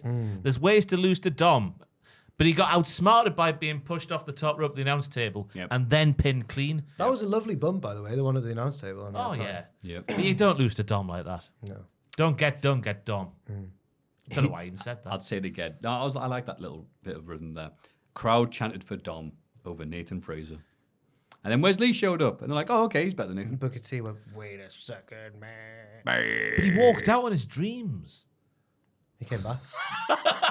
He came back to his dreams. I like how that is music ready as well. Always on the ball, NXT. Yeah. Nothing but that. They expect the unexpected. Aye. Also, I put at one point, Booker, they show like the two commentators talking, and at one point, Booker just punches Vic. He punches him Punches him in the arm. because he's excited. Or... I think, yeah. But then Vic's right. like, why'd you do that for? And he's like, Oh, JC, oh, go on. So I was going to tell a story about Paul Gascoigne. Apparently, Gary Barlow turned up to England training one day in the 90s. And apparently, Gazza just walked up to Gary Barlow and just kept going like, punched him on the arm. He's going, take that, take that, take that, take that. For hours, apparently. Gary Barlow's had to sit there and take it. Oh, it's amazing. JC, Better because Gary Barlow's a prick. As well. oh, is he? Oh, God, yeah. I don't really know much about him. Tax dodge, really? Yeah. Oh, that one. Right, yeah, there he is. Allegedly, I Allegedly. declare. Thank you. JC Jane wants Andre Chase to help her and Thea Hale win the women's tag titles tonight. But Andre emphasizes the importance of winning clean. Delightful Hudson says once they have all the gold, they'll be known as Champ University. Yeet. He did. Tony D and Stacks interrupts and talk to Mr. Chase about repaying a debt. Delightful gives him a title rematch. He goes, that's what you mean, right? And he goes, no, that's not what we're Is talking there a video about. of Mr. Chase and a horse? Jesus. Something's happened between Mr. Chase and Tony and Stacks. Mr. Chase. And then afterwards, the witches, last seen in Roald Dahl, laugh about how the titles are cursed. No, the women's ones are. Not Yeah, that's what they meant. That's what they meant, Because yeah. they're building up to Thea and JC versus Chelsea Piper. and Piper. They were. in It's this- just because sorry. they talk. It's just because they were talking about the title defense. The man's. They were talking about defense. both the sets of titles, yeah. The witches said, to clarify, we mean our title belts. Ooh. Oh, To okay. Well, thank spookily you. clarify. We've cursed all the belts. Whatever. Who cares? Yeah. So, what do you think this is about, Ross? I've got no idea, but Mr. Chase has been up to something in the background. We speculated last week that it could have been him potentially selling students in return for... We speculate. dead students, I think it was. Yeah, Bodie Haywoods, people like that. Useless sacks of skin. That's harsh. It's harsh. It is harsh. He wasn't useless, was he? I'm saying, harsh on this show, and I thought that was harsh. His departure was really sudden and unexplained. It was, yeah. Yeah. Like, what's her face off Big Brother this week? I'm not watching. What happened? So Kerry is an arsehole, and they just did a shoot elimination one day on Halloween, What, just like- without the crowd or anything, just like kicked her out. See you later. Did they actually? How bad was Where they put 3 up for eviction and was like, oh, you can vote on this one. And admittedly, I'm a day behind in terms of watching them at the moment, so I don't know if there actually was a legit vote. But it's just the fact she didn't get all the bells and whistles and the exit like through the crowd and Oh, whatnot. they did that with that soap star who pretended that Thingy had hit her, but he hadn't. Yeah. Yeah. I forget her name. She was on Emmerdale, wasn't she? Yeah, and he was Jason on Coronation Street. Yeah. Because every week it was get Kerry out chance when they were doing the live evictions. Ah. So I reckon they've seen that and gone, we better get her out of here. So she exited via a coffin in a wall. Oh, was there room? was Halloween. Yeah, Halloween. Was yeah. there room for Nathan Fraser's career? Jesus. No, there wasn't. But yeah, there's what's Mr. Chase been doing? I like the fact he's staying true to his morals in some respects when JC Jane is trying to make him cheat and whatnot. But What's he been doing? What's he been doing behind And the if scenes? it gets exposed that he's been doing something untoward, then she's gonna leave because he's ruined 2 title shots for her now. Yeah.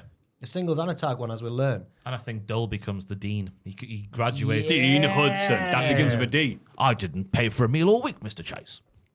I'm worried that Ross is right and that it's going to his head and he's going to turn heel. He's a freeloader. I like it. That's nice. Bron Breakker easily beats Oh my. Robert Stone and Homeward bound, we'll call this. Similar feelings again. tries to crush him in between the ring steps. But Von Wagner returns after the match and beats Bron down. He tries to use the steps on Bron, who just manages to escape in time. I put Cum is back on the October the 31st, returning just before the start of No Nut November.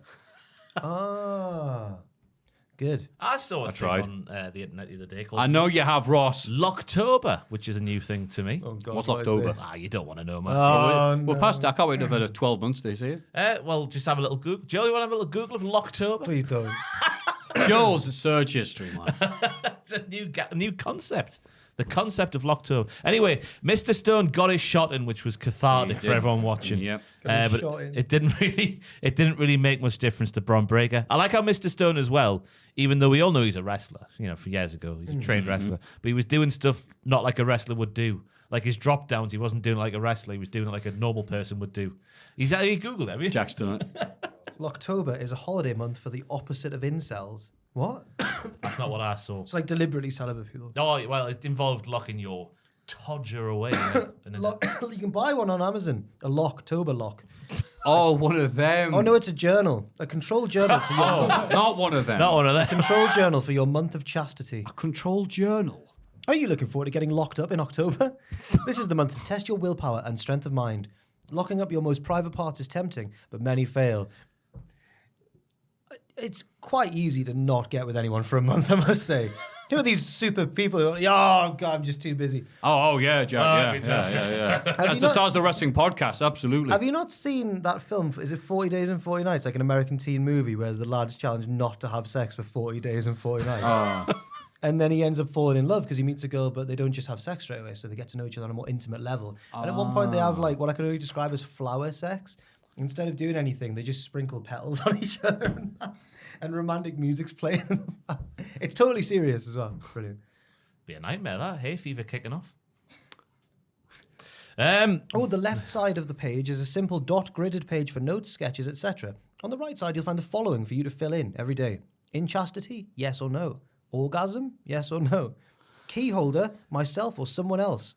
Level of God, giving it some... level of lasciviousness, 1 to 10. What? I don't know. All right. Enough of this. Enough of this flower sex. Stop being daffodil. 6 to 9 inches. Oh, 6 by 9 inches is the size of the journal. Right. Ross. Anyway.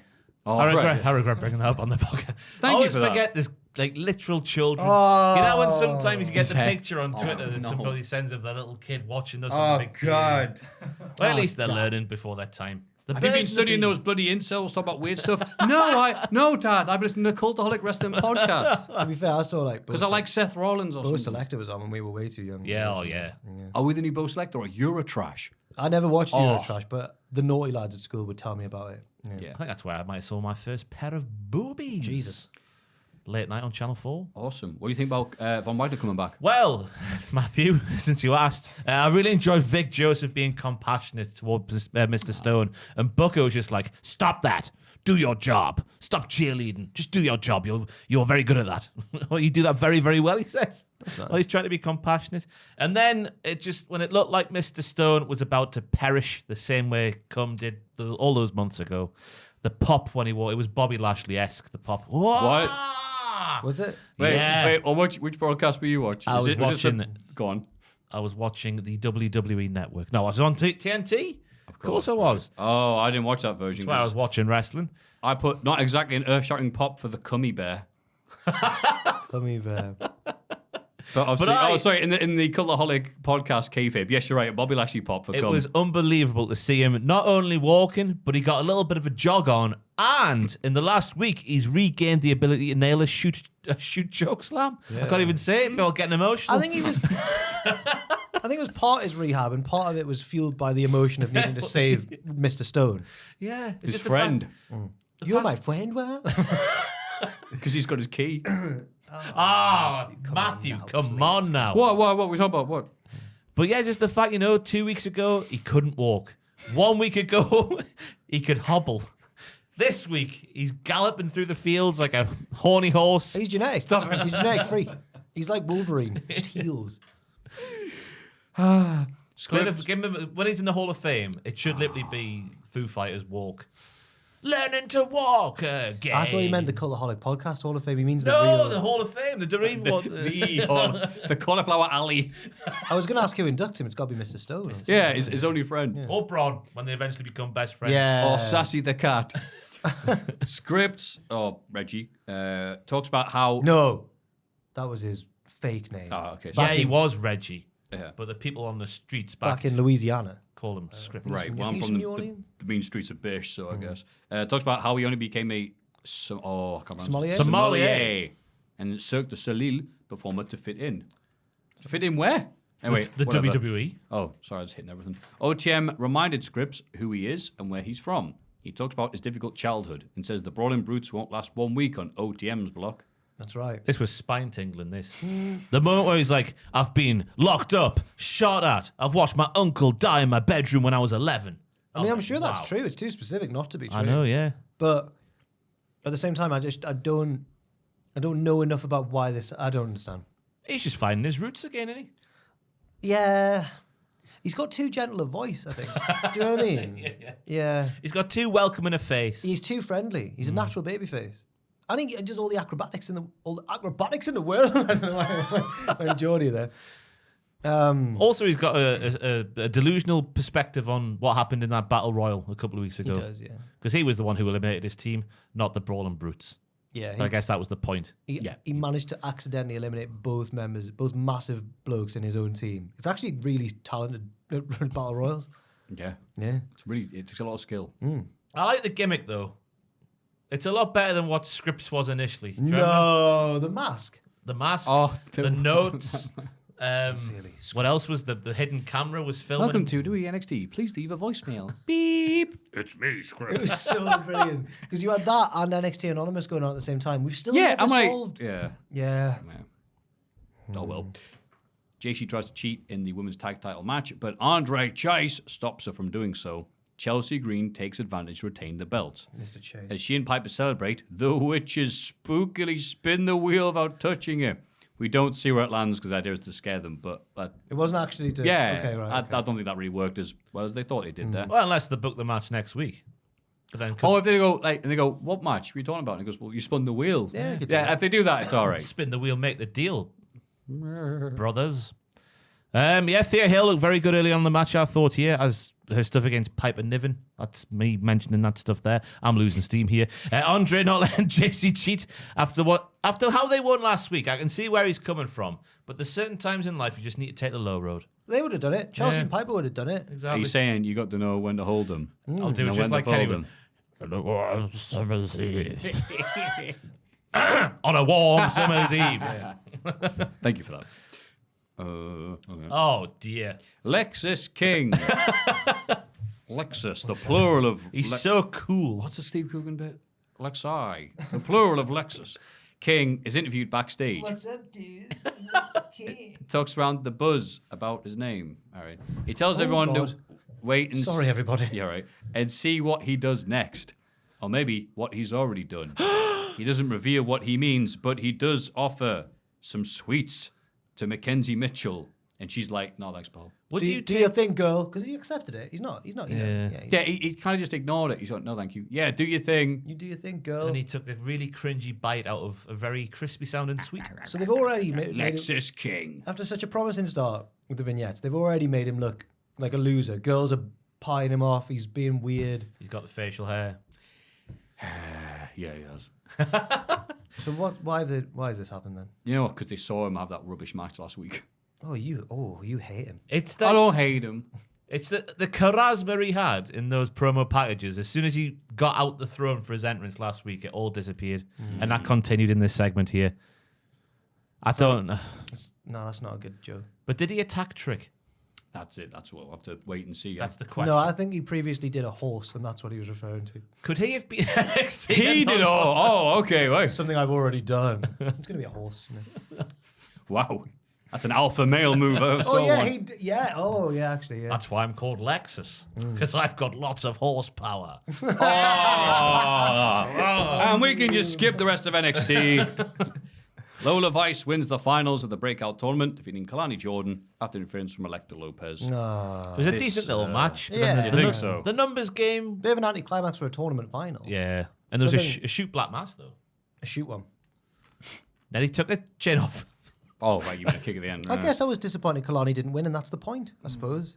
I just thought they were just doing spots that would look better if they did them quickly, but a bit too slow to look convincing. Well, that's a very mean thing. But they are These are just- new, these are just then new women. whatever. So This I mean, is still a whatever. developmental brand here, Maffew. Yeah, just to make me go, wow, they're good. They're like, I hope they break out. I know it's So easy they to can play forget. Foo Fighters Breakout at the Hall of Fame, right next to Cum. The witches are satisfied with what a great evening it's been. The spirits are joyous again. Oh, boo. We didn't need to do that. They're interrupted by a furious Cum. Robert Stone says he appreciates Cum helping him earlier, and he refuses to get him a match against Bron Breakker because he isn't ready yet. Cum's head hurts. Stone asks if he's okay, before totally changing his mind and agreeing to start a match against Bron. Robert Like, Stone's yeah, what? idiot. Wow, you're really hurt. Yeah, I will put you against Bron. Yeah, so initially he started off by going, there's no way that I'm sorting you out a match against Braun. And then Von Wagner's head hurts, proving him more right, proving Robert Stone more correct. He should be more certain even now. And Robert Stone looks at him and goes, what do you think this is? AEW? And then everyone cheers. I didn't understand the thought process of Mr. Stone here, but Von's If gonna get Cum battered. appears next week in like full body armor with a little girl's bicycle helmet on, Yeah. that's Or what like, we need to do. like one of the suits of armor in Bedknobs and Broomstick. Yes. Walking along. That's how he moves anyway. Oh. Hey, the other guy likes him. And then the main event, the rubber match. Ilya Dragunov retains the NXT title against Carmelo Hayes after distraction caused by Trick Willie. What are you doing here? Trick and Mello have an intense stare down in the ring. Dragunov leaves with his belt, but is beaten down by Baron Corbin and Gorilla. It's all done very quickly towards the little bit at the end there, but what do you think of the build-up and the match? I don't know what you say about the match anymore because it's just these two doing what they're doing. It there was the highlights for me was the gnarly DDT on the apron where Ilya somehow like fully landed on his neck, but also managed to propel himself off to the floor at the same time. I thought it was funny how the referee for the match was the one who was the zombie a couple of years ago. Oh, But here zombie ref. here on this Halloween, he wasn't. I the forgot about zombie. that. Yeah. Oh. Yeah, It was crap. It's all about Trick's face. He looks like he knows what Mello's done, but it. Mello doesn't seem sure what he's done, Yeah. even though he's done it. Imagine if Mello hasn't done it. Is that crap if it's not Mello? Do you reckon they had Corbin attack Ilya? I was gonna say, yeah, to it's make like- you think it was Corbin. Right, I said that Carmelo's got someone else to do it, so he's right. He says, I didn't attack him. I thought they but he just got someone else to do did it. that to set up Dragunov's next match. Oh, is that all Lexus King? But I hope that's... Oh, Lexus King, no. I don't know why no, I agree. Yeah. That's the same we'll get next week. Demon King. Have you seen Lexus King? I don't know why Cartman's in NXT Yeah, now. but it was the cadence of the gingerbread man in Shrek. Do you know The Lexus King? the Lexus King? The The Lexus Lexus King. He's Yes, I do married know. to the Lexus King. Married to the good. Lexus Queen. Shrek's good, isn't it? Shrek. 1 and 2 are. Yeah. Yeah. I like the throwbacks to the previous ones. Like, aha, you're going for the Super H-bomb, but I'm going to counter with the Code Breaker. Aha, but like last time you did to me. Hee hee hee. Hoo, hoo, hoo. But this just seemed to be like, okay, let's get this out of the way and prove that Ilya is the best. He is. Yes. That's He's very, all, very yeah. good. He's Wasn't proved much it there. else to talk about, was Very there? good. So- Yeah, it was just a really good match again. But it's a tantalising end of the show. Yeah. I simply cannot wait for next week. I can't wait for, You'll have to. I can't wait for Deadline and those Iron Survivor matches Yes. to come back. Yeah. They're coming back. I They were actually genuinely, they were genuinely good last year. The men's one was like one of my favorite matches of the year. I thought which the is women's crazy. was class. The women's one, they did it. They both worked together really well because early on in the night, the women's one laid out the formula, Yeah. and then the men's one tweaked it a bit. And I was like, "Oh, this has got legs. And Good. it knows how to use It them. does, Just yeah. like Cum. just like Cum. Got legs. Cum doesn't have legs. He does. The wrestler does, though. I'm on the same wavelength now. AEW Dynamite. Boom. Renee interviews MJF, who still can't decide on partners for the 8-man tag match tonight. He's like that octopus with the mini packs and the cereal. No, I don't variety know comes in which packs of one 8. to choose. But lucky for me, I can't lose. Don't There we worry, go, it's, exactly. no, it's. I've got the full lyrics Yeah. burning in my brain. He has a video call with Variety comes comes in in packs of 8. But which one to have? have? I'm in a state. state. I'll get my friends to help me choose which ones to have and which ones to lose. But in the end, if I just can't wait, if I pick myself, I know I'll have all 8 because he's got 8 on. Yeah. So his answer is all of them. I'm going to eat all this It's cereal. shocking that. It's not an answer, is it? Balor would be disgusted. The carbs thing again. Oh, yeah. He has a video call with Adam Cole, who's all happy. Cole tells MJF to consider Samoa Joe's offer, but MJF isn't sure. MJF leaves, but the Kingdom and Roddy show up to chat to Cole. They annoy him until he ends the call. The person in the devil mask briefly appears on the screen. MJF should ask him. It's got to be Jungle Boy. Well, everyone thinks it's Britt Baker. Well, some people think it's Britt Baker now, the person who was actually in the Devil's suit on the night of the attack.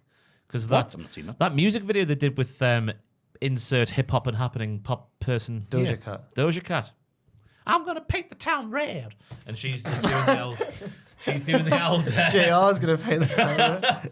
By God, she's doing the old devil thing in the music video for that. Devil. Let's put two and two together. Oh, and got 5. Yes. But it was interesting to hear Adam Cole saying Samoa Joe, MJF should take up Samoa Joe's offer, which is like, I've got to have a match with you, but I'll help you. But I've got to have a match with you. Yeah, I like Joe's offer because it's menacing. But Why would Cole want that for his friend? is Samoa Cole, Joe's hard as is balls. Cole still playing a long game? Surely not. They are genuine friends now. Who knows? But what I do know is Adam Cole with his longer beard looks like actor Paul Kay. Paul K. Oh. Joel, if you wouldn't one. mind, just for people at home. He used to be Dennis Pennis, right? Dennis Pennis, Yep. yeah. He was Oh. in Afterlife. Is another thing I know him from. That's him there. Yeah, There he is, Adam yeah, Cole. yeah. Oh, Only- not that first picture. No. Is he in Only God Forgives, I think? Yeah, Oh, was he Game of Thrones as well? There's yeah. a bit of a longer beard. I guess that top. Oh, he was in Game of Thrones. Yeah. That bit Adam Cole, isn't it? Oh, yeah, yeah. A little bit, yeah. That's the most Joel flattering scroll- photo we could find of If him. Joel scrolls down a bit, that's the one. Go down a little bit more. A little bit more. Where's it gone? There it is on the right a bit. There you are. That's the one that popped up first. Before. I was like, not that one. Not that picture of Paul Kay. Yeah. Thank you. Cheers. That's a good shout. Hook and Wheeler Yuta both get ejected from the opening match between Orange Cassidy and Claudio Castagnoli. We see them almost get into a brawl backstage. Cassidy rolls up Claudio to retain the international title, but John Moxley beats him down afterward. Security runs out to stop him, but Claudio helps him clear the ring so the beatdown can continue. Finally, Claudio pulls Moxley away and he storms to the back. That was a really entertaining match with a simple story. At the start, Orange Cassidy tries to do a move. He fails, and then Claudio throws him around like a child. And then Orange came out into it a bit more, and then he won with a roll-up, which he does every single time he defends the title. Yeah. But to be fair, there was a bit of a... It was not a full shoot Hurricane Rana, not like Trinity back in the day, but it was 75% shoot, I'd say, before the roll-up. Trinity was at Impact, by the way. That's right. Did she do a Hurricane Rana? Possibly. She did all the moves. Yes. There was a chant of she's got Brexit on her hair because she had a Union Jack flag on her. God knows how the commentators can react to that. Who were the commentators on the night? I think doing it in post, aren't they? Oh, they're doing it in Because post. it's, Tom and... Not our Tom. Jerry. Yeah, Sorry. Lawler.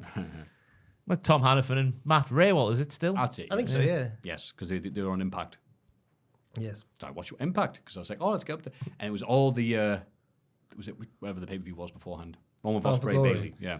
Which Bound is for matches from there. So it's just like, haha, thanks for paying that. Yeah, this was a good match. It's all to set up Moxie, Orange Cassidy again. Yeah. Correct. But in a way that was, yeah, it should have happened because, you know, Claudio taking the orange punch or whatever seems, or losing to that seems a bit not very Claudio-ish. I like well, it's later on, isn't it? The Moxie promo. Yeah, anyway. MJF knocks on Kenny Omega's locker room door, but Jericho answers and shuts the door in his face. That leech. Ugh. Why does Jericho not like it? Oh, because of he was in the, he betrayed him. That giant- Oh, God. I totally forgot. Yeah. Suddenly MJF is coming to fight Wardlow, who chokes him against a wall. Should have been me. Oh, come It on says now, he'll take everything from Matthew. MJF when he least expects it. It's No Nut November. Not for long. Wardlow leaves and MJF is surprised by the Acclaimed, who again offer to team up with him. He brushes them off because they're perverts. Right. One of them's a pervert. Yeah. Well, maybe Daddy Arse. has They're, a- they're enabling him. Two of them are perverts, probably. He was 60 this week, when he Daddy Arse. Jesus Christ, really? Aye. It was his birthday on either Collision or Dynamite, I think, yeah. Yeah. What are you laughing at? He's 60. Yeah. Look at him. I watched it for my latest Weirdest episodes. It's a TNA pay-per-view. Christy Hemme comes out, and the commentators are like, she's so passionate. TNA's like, she's really outspoken about women deserving a place on this wrestling show. Yeah. And then I'm like, oh, that's sound. And then she gets in the ring. It quickly becomes apparent she's the heel. Yeah. And then the Voodoo Kin Mafia come out. And bloody Billy Gunn's going like, I don't know who your tag team is that we're facing tonight, but they must be losers working for a bloody woman. I'm like, oh my God. The crowd. The crowd Tell her, Billy. "Yeah." And then he goes, I like my women in the bedroom, he goes bathroom, in the kitchen, in the backyard, and in the bedroom. Oh, and the crowd are like, Oh, "Way!" tell her, Billy. I'm like, what? Screw the libs. And I'll tell you what, this wasn't 2002, it was 2007. That's when it was. Bloody hell. Yeah. Strange times. You want respect? Later on, she complains to Cornette and storms out of his office, and he goes, if you're not happy with your job, I've got a vacancy for secretary open. I'm like, Jesus Oh, wow. Yeah, Cornette, yeah. In fairness, though, they didn't know they were filming. Moxley cuts an intense promo on Orange Cassidy, saying he's going to beat him within an inch of his life at Full Gear, just because he can. I thought that was a nice bit there. Oof, it was a nice promo. He probably will as well. Probably will beat him. Yeah. I Also, think he that should nice as well. title Yeah, you've got, same. I wouldn't mind that leg, but, but I'm also going to beat you up. Yeah, his reign good got at cut short by the injury. Well, whatever happened to the concussion, whatever it was. What was it in the end? Whatever happened. What do you mean? When he's injured against Phoenix. Yeah. What injury was it? The concussion? Yeah. Yeah. I think him and Eddie Kingston are the two best at these sort of promos. Really good. And QT Marshall. Yes. Shout out to QT. The three greats. Hangman Page and the Young Bucks take on Brian Cage, Cowan? Cowan, I think, yeah. Cowan. Bishop Corn. Bishop Corn. Aye, that was it. Not CORN. He's a CH. freak on a leash. Is it CHAN? I think it's Kaun. The Gates of Agony. Yeah. And Of Mogul Tuolino. Embassy. The good bishop. Yeah, the good The bishop. good Bish gets bashed. Swerve Can we Strickland start calling arrives. him Bishop Auckland instead? Yeah, well, he's a winner now. so Yeah, absolutely. well, yeah. Swerve Strickland arrives and Hangman chases him to the back like an idiot, leaving the Bucks outnumbered. He tagged out, though, very politely. Oh, cheers.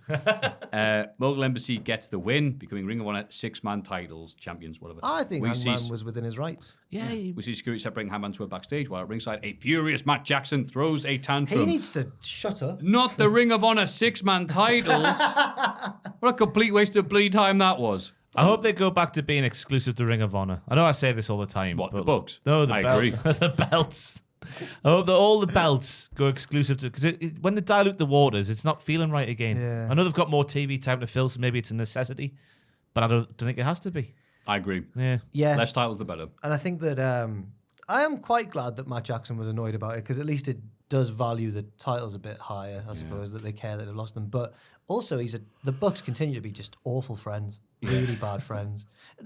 That bloke that he's chasing there, right, broke into his house and stood over his kid's crib, and they're like, "Yeah, but you should care more about the Ring of Honor 6-man." That's what I'm waiting for. Like, but the Ring of Honor 6-man titles. What matters more, your child, Yeah. or these? Yeah. Which Hangman's gonna look at them like they've got 3 heads and go, let me have a think about that. They're stuck in the same wrestling bubble that Drew McIntyre is currently. Yeah. And in fact, the Bucks are also the number 1 contenders to the tag team titles. Are they? Oh, yeah, they won that ages ago. Yeah, they won like a 14. Because it was going to be like, aha, finally, FTR Bucks Part 4. And everyone went, why are we doing that match? Yeah, It was the And match then they that- don't, the FTR are like, can we just take the tag titles off for a bit? Because one of us is injured. Nothing to do with that court case. Why would you say that? Don't It be was negative. The match that everyone thought that Hook and Orange Cassidy were going to win. It was like a 4-team match, but the Bucks Yeah. just won it anyway. And they probably will get their win back from Wembley. Yes, we need to have a Part 4. Like, what? Yeah, we do. They can't just... How does that work? 'cause No, we they're- don't. They're never going to let FTR be 2-1-0. I love the egos in wrestling. Yeah. MJF can't bring himself to knock on Samoa Joe's door. He writes emo bitch on Darby Allin's door before again rejecting the Acclaimed and then using his slingshot to take out a beehive or whatever as Dennis the Menace gets up to. Ah, right. I like MJF not trying for Samoa Joe. Scared. He knows what's happening, doesn't he? He's going to get whizzle-wazzled. Yeah. Battled, battered. Builds up You all right? I don't know. Builds up the eventual rematch between him and Joe when it happens. Yeah. We know that he's scared of him. Yep. Scared. I said that like it's not totally understandable. Are you scared of that giant, scary man? Tony Schiavone interviews Adam Copeland in the ring, who brings up the possibility of teaming up with Sting and Darby at Full Gear. Christian Cage interrupts with Luchasaurus and Nick Wayne.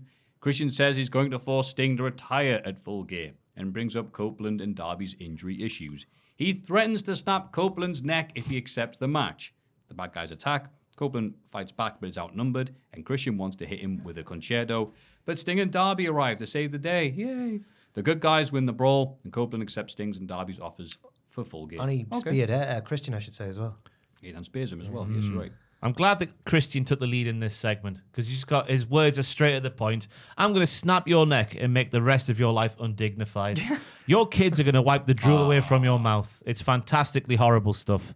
And yeah, we learned that why Sting got so antsy last week at Adam because they had the same injuries or something years ago and they became close through them. So that crossed that little, whatever that is. Oh, that's good because we're talking like, we've been friends, us. I'm like, when the hell have you lads been friends?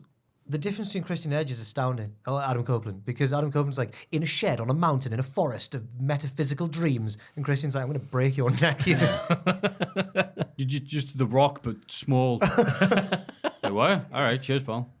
We have heat now, according to the others. No, whatever. Oh no, okay, right. I jumped at the chance. I was like, oh, do they? Yeah. Well, it was got reported, and I think everyone was like, do they? I think so. Edge was definitely rattled. People in see that some segment clicks. with Starks. Yeah.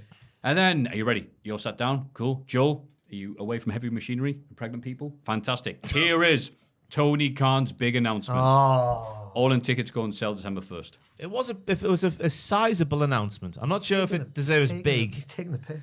It is the boy who cried wolf now. I can't believe the tickets would go on sale for a show they've announced. But it's in time for Christmas, though. I don't care. Don't care. I'm going to go again. Yeah, I want to go. Yeah, I want to go again, but like... It's not a big announcement. Just big announce announcement. Announce it through your usual channels. Yeah. The most shocking thing of the promo is that his parents have had their Christmas tree up since July. Right, well, that's weird behavior. That's what Somebody said. He's like, it's November 1st now. Christmas trees are going up all around the world. But my family, they've had their tree up since July. That's in He's mental. It's not as bad. It's not as bad, but it's the same ballpark as Bobby Lashley's heartwarming tale about how his sisters tied him up in the forest. I love my sister. They used to tie him to a tree and beat me with a stick. I love them. With a They tie me up to the vacant expression. They tie me up to the Christmas tree in the forest in July. I just can't believe how mental that was looking back. Yeah. How did they think that would... Oh, it was Vince, wasn't it? It was Vince, yes. Max Caster was one of his sisters, of course. yeah. I don't know. But it's December We have no 1st. memory of that. December 1st, they go on sale. And if you want to, I feel like I work for AEW now. The Ticketmaster pre-sale thingy is on. But when a TNA coming back to these shows, that's what we feel want to like know now. There's something on December the 1st that I was going to now. I'm going to need to check. It's the Christmas party. We can buy tickets while we're there. Oh, it's the Christmas party. Jericho and Kenny beat Angelo Parker and Matt Menard. Afterwards, Don Callis cuts a promo from the ramp, challenging Omega and Jericho to a street fight in 2 weeks on Dynamite. The good guys accept and says they'll save a spot for Ibushi. Callis points out that they're a man short, but Jericho brings out, where is the pull, break the walls. Paul White. Carl Fletcher charges at him and gets knocked out. Break the poles down. Maffew, you like that one? That's good. Thank you. And then Break the poles and then down. Carl Fletcher does his Sean Stasiak impression Yeah. with the milk truck. Yep. I think. Come on, guys. Daddy Magic. When was the last time he wrestled? It was that QT Marshall feud in 2021, wasn't it? I'll have Big Show in a street fight. No, that makes me sound like I'll... Clip it. Just got to take it. Successful podcaster calls out big man. Successful podcaster? I'm thinking about the YouTube hits, man. Successful podcaster in capital letters. I'd fight the Big Show for 6 figures, I reckon. What, like a real fight? Which ones? I've got like a little Scott Steiner one, a Sandman one. Yeah, that's... Sam Driver would fight Big Show Yeah, for 6 yes, he was, yeah. I don't know. But I'd do it for 100 grand. I'll have a cool millie, like. $1 million? Would you? Well, that's good of you, isn't it? By Paul White. Imagine him sitting on you. How slapping big, you. is it a boxing ring? How big's the area? How long could I feasibly run away It's a from him street. for? It's a street? Oh, Yeah. then... Nunn Street in Newcastle, to be precise. Don't know why that was the first one that came to mind, It's but a there we good go. one like that. Is For it? fighting. Just off the Granger Market. But if he catches you once, then you just... Oh, you're gone. Dead, aren't you? Yeah. Brain damage, Yeah. potential broken Maybe bones. I wouldn't. You can still be able to commentate your lovely thoughts here on the Cultaholic Wrestling Podcast. No, he wouldn't. I wouldn't. We'd be wiping the drool away from his face. What do you think, Jack? Jesus. The dog? Back to the marriage. We still have you on, though. Oh, right. Like, Sitting in the corner. yeah, Papa Jack replaces you full time. My word. Oh, is it bad? I've got him set up like Davros in the situation where we've got like... Yeah, we still have you part of the podcast. You'd be all right. You know, have you seen The Revenant with Leonardo DiCaprio? Yeah. You know the one where the bear falls on him and he's like, oh, that would be what it would be like, I think. Yeah. Yeah, it'd be horrible. But he won that one. No, he survived. Oh, he did? He killed the bear? Yeah. How did he do that? Is that the same film where he lives inside of a horse? Yeah. He could do that. Stop, no. Stop it. Ross, for the love of God. Stop thinking about that. Like Lexus King, he lives inside of that horse. Yeah, it was a good match, wasn't it? Moving on. Cool Hand Ange and Daddy Magic have missed out on the best tag team name of all time, in my opinion. They could literally call themselves the Cool Magic Men. They're 2.0 or they're 3.0. No, but they could be the Cool Magic Men. Cool Magic Men. Yeah.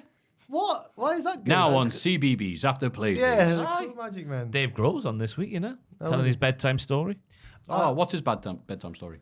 Bad time. I don't know. I've not seen it yet. I'm not a middle-aged lady who faps to that kind of thing.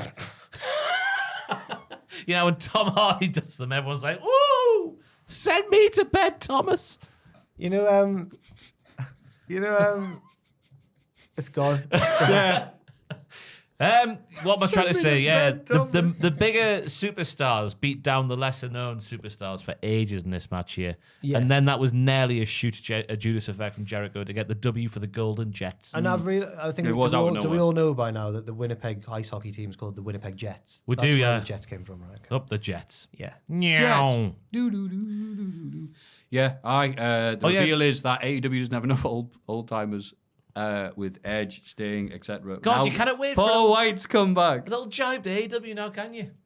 See, you're getting excited. You fizz. You're like, woo, woo, woo, here we go. I like the good bits, and I'm not that excited about Paul White coming back. I'm sorry. I think Matthew's he's the a great biggest- commentator, a nice personality. I'm not like, yeah, get back in the ring. Matthew's I'm the not. biggest WWE shill I've ever Ah, met. you're awful, you. you're I was just so- getting excited about how you're- old's Paul White. He's so- older than Homeward Bound. You're so fed-pilled, you, Matthew. fed pills. That's what people say on Twitter. He's just being fed pills right now. I've been called Listen to this. fed-pilled and the other way around, AEW pilled as well. You can't take both. That's just greedy. This I know. podcast gets called a different one each week. Yeah. depending Well, on that's the point, isn't it? That just shows the daftness of tribalism. You're both fed pilled and you're. AEW.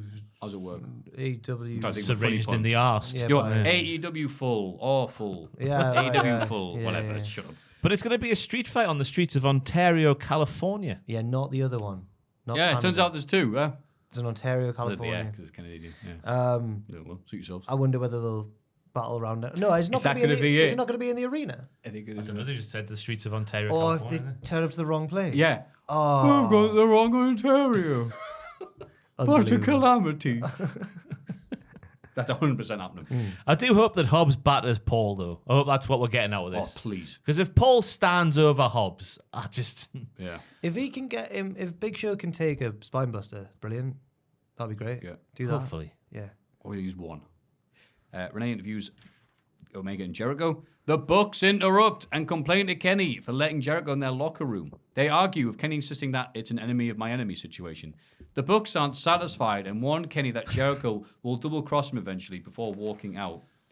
Well, that's Well- what's going to happen. We've had that telegraphed, so the Bucks can be right again. Yeah. Now, I like the inclusion of, like, do you not remember what he did to our dad when they had to jog to save their dad? But the way they express it, if they're trying to be the good guys here, I can't believe that because they've gone about it in such a dislikable way. Surely Yeah. not. Like even the condescending pats on the shoulder. Yes, see you later, boys. Oh, it was almost Fraser-esque. Nathan Fraser. no. Nathan Fraser-esque. Nathan Fraser-esque. Not my Like good a friend. slippery psychologist, the Freudian The slip. amount of times upstairs where there's been a discussion about film and then Fraser's got to go home to make his 5-star Michelin tea for himself. And he just says to Jack, see you tomorrow, Carl." Round 2 and I'll film off. He's laughing because it's true. No, it's not. It's not. He's been off this week, actually, Fraser. He was having a lovely time. I meant Nathan. I believed you. I meant Nathan Fraser. It was almost Nathan Fraser. Oh, it's funny that. No referees around now, mate. Hey. Yeah. Yeah. They're just unlikable. It's not their fault. Hikaru Shida beats Willow Nightingale to retain the AEW Women's title. They shake hands afterwards, but Tony Storm interrupts with Luther. They pose on the stage, but Shida attacks Tony, chases her to the back. Shining Wizard. Well, it was more like a knee. A running knee. Wonderful setup, though. Oh, yeah. The lights go down and Julia Hart appears in the ring. She tries to recruit Willow, but Sky Blue runs out and gets between them before misting Julia in the face. Looked like she just hockled in her face. The mist wasn't very misty. Unless she's going to have like a spooky gimmick going forward out, Sky Blue. I hate that. Oh. It buries the concept of the mist for those who do mist. If anyone can mist, what's the point in the mist? Well, I don't think we know really I anything agree with that. at this stage. We don't really know. It's like the early days of the Panny D. We don't really know anything about the parameters of the mist. We don't know if it affects more people. Some people like Julia Hart more completely than others. We don't know if the effects can be fought off by someone like Sky Blue. Maybe it just brings out the inner darkness within. And those ready to embrace that darkness, like Julia, can thrive. But has she embraced the You darkness? nearly had it, Jack. You nearly had it. If you stuck to London. Nearly. I kind of did. Because it feels like going laughed after. at yourself. Did one of them ones. It feels like going after Julia. She's not embraced the darkness at all, but she's done the exact opposite. She fought it off. She's repelled it. I think she repelled it. I think on the scale of like immunity to the mist, Willow's in the middle. She's got an antidote. Her Willow, by the way. Yeah, she's actually more towards the immune end. Then you've got Sky, and then Julia's fully fed pilled. I just didn't like the fact that Sky Blue had her own mist, unless it's going to be the fact that she's been like, possessed or something. If she stops dressing like a goth, I'm going to kick her. I think she's doing the What blue an awful mist. thing to say. Also, by the way, this match came after Willow lost the #1 contendership match on Rampage, but got a shot anyway before the person who won it, You're right. which is a bit shocking. Yeah, why did that happen? That was Rampage. Abaddon beat Anna James. Why did that happen? Because AEW. Oh, we hate That's it. not a reason, because AEW don't really have the care and attention for the women's division, and you fed pillars. No, that's right. You're That's wrong. You're the incorrect. fed Where pill. the, I'm not eating all the pills. You get. Yeah. Can't argue that. Okay, fair enough. That's a good point. Yeah. No, you're all right there. I'm gonna get some pills next week and just start taking them. Going, Shall we just get some cows? Get some what? Just get some cows in next week. It'd be like, I've never done one, and it'd be like Will from the In-Betweeners when he's on stage going, oh, my mummy. That's what it'd be like. Joel knows someone in his seedy snooker bar. His internet history says he does. But I also think it's funny when Tony Storm comes out and does a silly bollocks black and white thing, and then they go back to like trying to be normal with some other angle. Like, you can't really. Just go to the next You segment. can, man. She's overshadowing Sheila. It's a long-term story. I can't wait until Storm gets the belt. Give her it quickly before this gets old. Yeah. Give her it now. Now. Give it to me now. I want the whole world. I want ice cream. Yeah. MJF still can't find anyone to tag with. The Acclaimed approach him again and bring matching ring gear, which he refuses to wear. He says he still has one option left, and we see it's Jeff Jarrett. Great comedy. Yeah. Great comedy pan. Jarrett in there. Whoop, whoop. Elsewhere, Roddy Strong and the Kingdom call Adam Cole and complain about MJF not even asking them. Cole isn't amused. But he's not Roddy Strong's mate. He's friends with Cole, and he's from whatever. What? Well, hang on. Oh, yeah, Cole's Roddy Strong's mate. Yeah, that's what I mean. Cole's in the middle. They're complaining to him about MJF not choosing them. Yeah.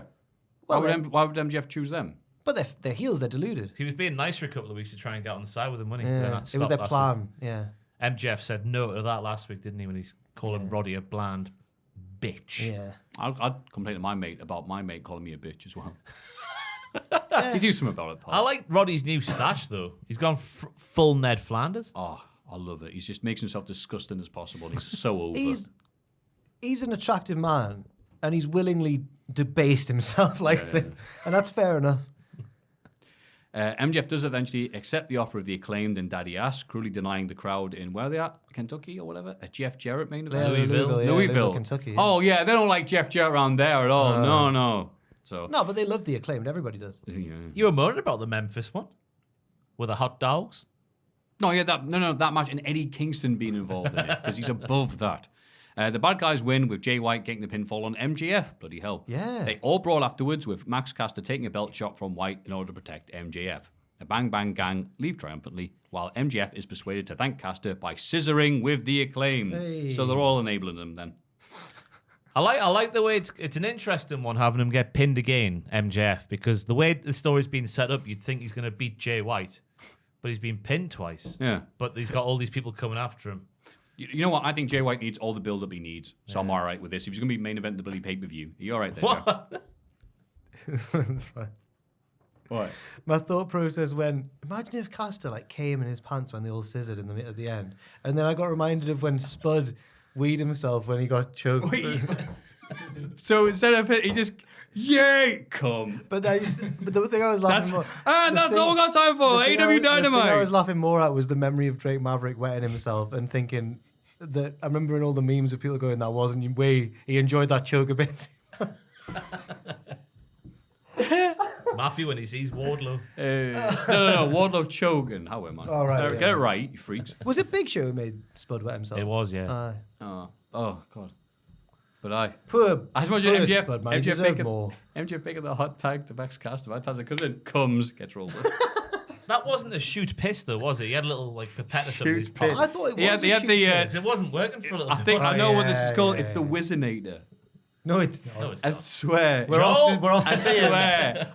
I can't believe I know that. It's called the Wizinator. We're off to see. He's going to type it in as well. Yeah, it is called the Wizinator. Yeah. Is that Jack Perry in the top there? Whiz me a river. No, it's Mike Tyson. Oh, we can't It's a thumb. blur that It's a on. thumb. Why have you clicked that? Why? Why are you still looking at it? Click off. That's gonna have to be blurred, please, Joel. It was too winky, like. It took me a while to understand. I know Joe's saying, right there. Pull up. Oh, what? What's happened to this Well, it's all episode? rude, isn't it? Yeah. It wasn't until you came along, Joe. We were a nice normal podcast. Yeah, so I think this is all right in the long scheme of things. I'm hoping they're doing something with, like, what on paper looks like they're going to do is MJF is going to be so knackered and tired from running around from not just Wardlow and Joe, but also the romantic romances of Creepy Caster. And it gets to Jay White, and he's just knackered and loses to him. No way. That'll be a Never beautiful, loses. sensible He can't storyline. be losing. And they're not going to be doing it. I'm sorry. the You proper want champion. Jay White to be the AEW champion? MJF can't do every single segment on AEW for the rest of his career. Yes, he can. That's what he's contracted to do. They can't have Jay Nobody's White. leaving in 2024. I think if Jay White wins, you'll complain about that as well. Because you'll be like, Jay White, the champion. Not if he keeps on winning, stuff like this. Oh, They're doing it, really? they're building him up. Well, if Jay White beats MJF, I want to hear no complaining. We from have you. to have more new headliners. You I'll can't be just have complaining. look at the headliners are made. MJF and our bugger. That's it, isn't it? Really? Well, there's like a long trail of them that have been left by Tony, I suppose, like Hangman. and Exactly. Wardlow's back on the scene. I Well, suppose. everyone who's going after him technically is a main eventer potentially now. Yeah, All of them. Yeah. White, Wardlow, Joe, Yeah. Cole when he turns. Colton Gunn, just him. I don't know. yeah, not his brother, just no, Colton. just Colton. No, we can't. When Jay White's cutting that first promo as champion for 15 to 20 minutes, that's when we'll know. You all said I couldn't do it. It's gonna be 2003, 2004 Raw with Triple H. That's what it's gonna be. He's gonna show up in the worst shape of his The career. Bang Bang Gang is a mystery. Can't wait. Nah, surely MJF's got to win to get two of the matches against the lads who's chasing him, like Wardlow. Yeah, Triple H was not like out of shit. He's still Triple H, but he was like, He looked cack. he He did. He was more bulky, wasn't He he? had to get off the Yeah, roids that's to what have we a said. kid. Yeah. yeah. Yeah, the what? He had to get off the cycles, didn't he, to have a kid? Allegedly. Allegedly. Let's carry on. I read it on the internet. Yeah. Honest. Let's carry on. Should we say a spurious rumor and just saying credit to a different podcast we don't like? I watched Just the run. man. What? I watched the man get shagged by a horse. I saw it on the internet. That was the Week of Wrestling. Let's have a rummage in our mail bags. Let's have a little look in the mailbag. Number 1. Hello, friends. Hi. I have never watched a full episode of NXT 2.0. I humbly apologize, specifically to Ross at this time. However, I saw the return of the mighty Come Tuesday this week, and I've never seen a human being move like he does. It was sensational. My question based on that is there a wrestling show you had never seen before that you were inspired to watch by one moment/person? Keep up the long, girthy work. Former Reading goalkeeper Marcus Hanneman, a.k.a. Andrew from Falkirk. Thank you, Marcus. Andrew, I nearly said there. Thank you, Andrew. Oh, he's clearly being very serious there. He does move like no one, that lad. Well, he, let's was be- selling. He was selling an injury. Yeah, he was learning to walk again over the past 7 days. So has there ever been a moment that's inspired you to watch wrestling? Just for one moment or person? Like a certain promotion. The one that first sprang to mind was not so much like a person, but like just the look of Lucha Underground. It was like nothing I'd ever seen in wrestling before. And when it was good, it was really good. And when it was bad, it was terrible. But the production of Lucha Underground, yeah, the way it was shot. Lovely. I don't just Sting and Goldberg flattening people on that VHS. I keep mentioning every time this sort of question gets brought up. Sting doing his stuff with the NWO. Captivating when you're like 8. And when you're 31. They said 23 there. Remember being 23? Oh. No. I hate that Blink song now. Nobody likes you when you're 23. I wish I was 23. Have you got one? No. Put you on the spot a bit there. TNA is going to be Unbreakable 05. Because you saw it at the wrestling channel.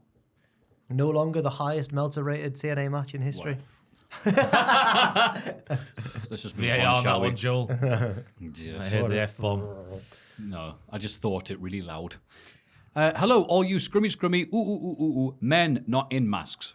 I'm currently traveling home from OTT's 9th anniversary show, and I'm pissed as a fart. Hey. Maffew, you got a butt that won't quit. You got these big chewy pretzels. $5. Get out of here. That's a Simpsons reference. Joel gets it. Anyway, on with the question. Before the show, I saw Trent Seven walk out the cafe opposite the venue with a tray of coffees. I saw an unnamed wrestler having a smoke in the car park. I saw a man like DeReese walking between the 2 changing rooms carrying a load of towels. So what I want to know is, what is the most underwhelming you have ever seen or met a wrestler? Or, if we want to get really catty, which wrestler underwhelmed you when you met them? Lots of love. Former Islander Southern striker, Neil Quinn. Niall aka Quinn. Niall, it the legendary Niall Quinn. N-I-A, whatever. Neil Quinn. Niall Quinn. Joe from Wexford, Ireland. Here. He's like the most beloved Niall figure in Quinn. Southern history. I know. And I still butchered it. Sorry about that. Yes, so I've got one. One of the ICW shows in... Must have been Newcastle, but must have been the O2. That's right. Because they do the show, and then afterwards they have to like get out the arena quickly, because then it would go over to the nightclub afterwards, which I think was Alpha. Is that right? On a Saturday? I wasn't around when Alpha was a thing in Newcastle. I was at uni. Came back and this thing called Rise existed. I was like, what? You need your... I can't... Well, my brain can't was comprehend this- that. But yeah, I guess I that was is at true. uni Yeah. 2011 to 14.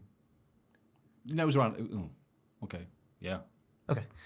It's weird, yeah. Nobody likes you when you're 20. Yeah, sure. Anyway, so that happened. And the big thing that happened at the show was, of all people, I know, was Bram showing up to... And people were like, oh, Tim of Impact. Yay! And he immediately attacked the good guys. And we went, oh, you suck, Bram. But he stuck around for the after thing when the music was playing. It was rock music. And Bram's just there with his bags. And I think he had a bum bag. And we're like, is Bram going to dance? Is Bram going to sing to a song? And we all just stared at him, and he didn't. Didn't move his head a jot. Fair enough. What about yourself, Ross? Well, at Wembley at the All-In show in front of some people, don't know how many, but some people watched that show. The morning after, just Trent was in the Amazon shop with his mum. Sue was getting a coffee from the coffee machine. Trent was getting a bottle of water. Trent and question other mark. things. Yeah. Oh, okay. Trent. So I guess that's a mundane thing. But during our time on the road, as veterans of the business, WCP dub, we saw all the wrestlers just doing mundane things. I don't even know where to start. They're all human beings. Some of them are normal human beings. Some of them aren't. But yeah, I don't know what to say. I guess not, because I know that the question was like, or if you want to get catty about it, who underwhelmed you? And it wasn't like that. It just defied my expectations totally. But you've got to remember, this wasn't modern day Adam Cole. This was like Adam Cole who'd been a heel for the duration that I'd ever been aware of him, and a really good heel as well. So when I first saw Adam Cole, he was being really nice to everyone, and I was like, huh, he's the opposite of what I thought he was. But now it's well known that Adam Cole's like a sound bloke outside the ring. He's just, at the time, he played such a convincing heel that I was almost half expecting him to be a nasty man. He's I got work. fair friends with Cody Rhodes, isn't he? Adam Cole, Friends with Cody Rhodes. isn't he? And his personal life? Was that just made that I'm up? not sure. They probably have a lot to talk about like nerdy stuff. But I have no idea. Zelda. I thought Cody might have tipped him off before. Oh, Now I'm getting you. Sorry to sandbag you there, mate. watch Thank you your for the chair question. around him, you nigger. Thank you for the question, Niall. Niall. Wow. I was too quick to. I was ready. You know when you're like, waiting on the reversal button. To Yeah. Hello, gentlemen.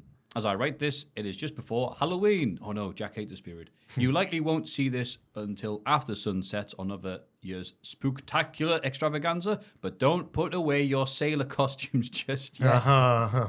First, let's find out which wrestler has the spookiest gimmick. It's got the ooze. This email contains a bracket with wrestlers that have used a scary gimmick in their career. Your job is to find out which spooky gimmick is the best. Have fun and watch out for the shoe. Best, Ben from Cincinnati, Ohio. I'm waving, audio listeners. What do you mean? So we have a pen just there, Maffew, next to the papier. It's another It's tournament. a bracket. Please let us know if you like these or not. Hop the brackets. All right, so Good album, that. Really Dexter good. Loomis or the Boogeyman? Boogeyman. The Boogeyman. Aleister Black, WWE. House of Black, AEW. What? Hoos. Yeah, the House of Black is spookier. I prefer Black. But is it not which one's spookier, Yeah. not which one's better? Oh, yeah, you're right then. Yeah, because Aleister Black would do the...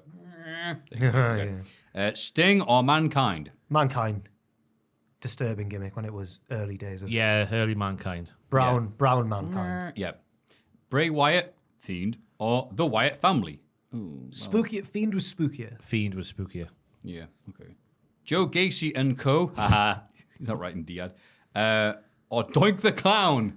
Evil Doink. Oh yeah, original Doink. Oh sure. yeah, okay, Doink, yeah. Oh, that's hilarious. Scaring kids, brah. The Brood or Brogan Matt Hardy? The Brood. Yeah, really. Brogan Hardy was more Yeah. funny. Kane or Mayor Glenn Jacobs? Mayor Glenn. Say No, May- Kane.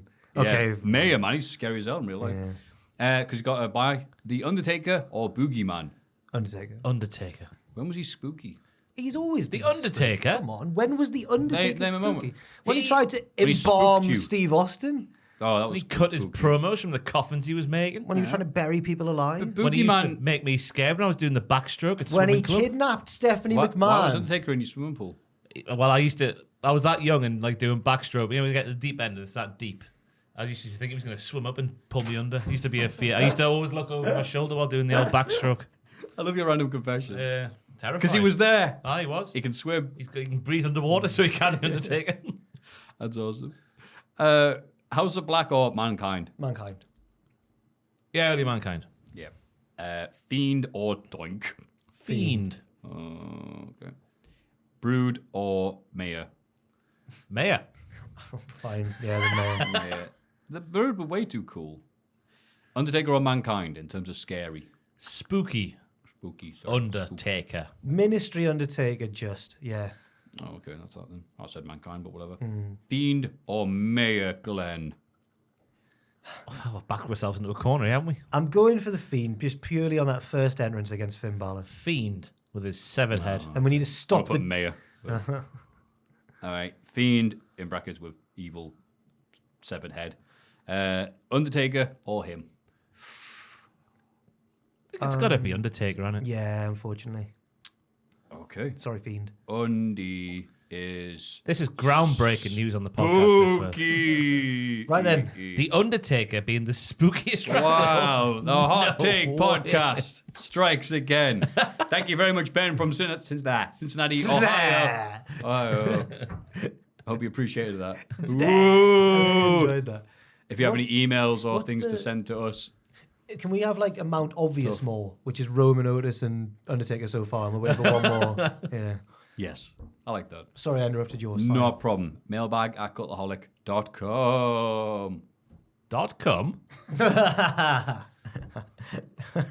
Ooh. Oh, Rey Mysterio was doing on SmackDown last week. Go on, Luchadors.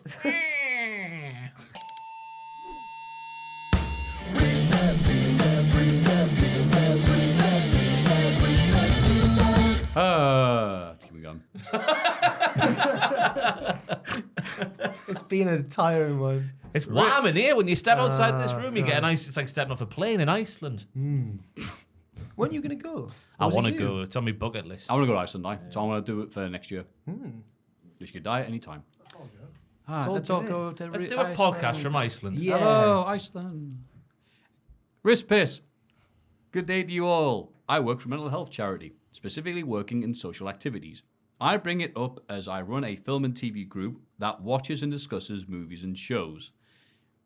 after recently watching The Boy in the Striped Pajamas, side note, This is from the vault, this wrist submission. doesn't the officer's boy look a lot like Maffew? Oh. I don't know what that's in reference to. I don't know who the officer's boy is in the film. I know they got the striped pajama. This is what came up. It looked most like me. He's got the thing, and I'm like, oh no, I don't know if he should be showing the podcast. Who was saying anyway then? I'd normally. Is he the officer's boy? Is he a sprightly 16-year-old? He's just had a bad life? I don't know. But whatever. I'd normally disagree and take your side, Matthew, but you did once compare me to Joe Pesci in Home Alone, so I've never. Yeah. Oh, I did, didn't I? Yeah. That was good. I thought I'd cheer myself up by watching some Garth Marenghi's Dark... Bloody hell. Boy in Striped Pajamas and Garth Marenghi. The tone is all over the place. Jesus. This got me thinking about TV themes and which themes might best suit which wrestler. Okay. So I've provided a list of British TV themes, and you fine folks can assign it to any wrestler from any promotion. If you want to, they put question mark and exclamation mark there. I like that. will. Oh, okay. I like this idea. Years after you've submitted the question, but we will do it. Though. Yeah. Number one, Dark Place. Is it Dark Place? Dark Place. House of Black. Yeah, actually, that's a good one. Yeah, I'll go with that one. The Metaphor. Countdown. Drew McIntyre, because of the Claymore. Oh. I guess. Come Tuesday. Come. Yeah. Chris Jericho, 99. Imagine how less serious it would have been. It's Jericho! The Rock's like, I thought it was Richard White. yeah. EastEnders. Do do do do do do do. But there's It's not quite as heavy as you're putting on there. Sorry. I started rocking out, like, naturally, because it's a banger. I mean, Shaw Samuels. East. Oh, right, yeah. Yeah. I forgot who he was then. I can see Tiffany Stratton walking out of that song, you know. Oh, it's got the majesty and everything else like that goes the gimmick. Yeah. Of course, that's what I meant. If you don't watch the show and just hear the music, I got nothing for that. He was from East. East. Yeah, sure. Grange Hill. Neville. Pac. You think so? Yeah, he's the only one. Yeah. Oh, the OG one.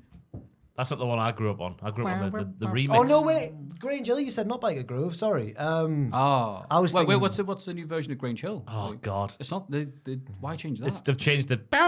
Yeah, they've changed the one from that lad saying no back in the day. Just say no. Oh no. What a tune that was. Yeah, we had Do a you different remember- one growing up. Was it...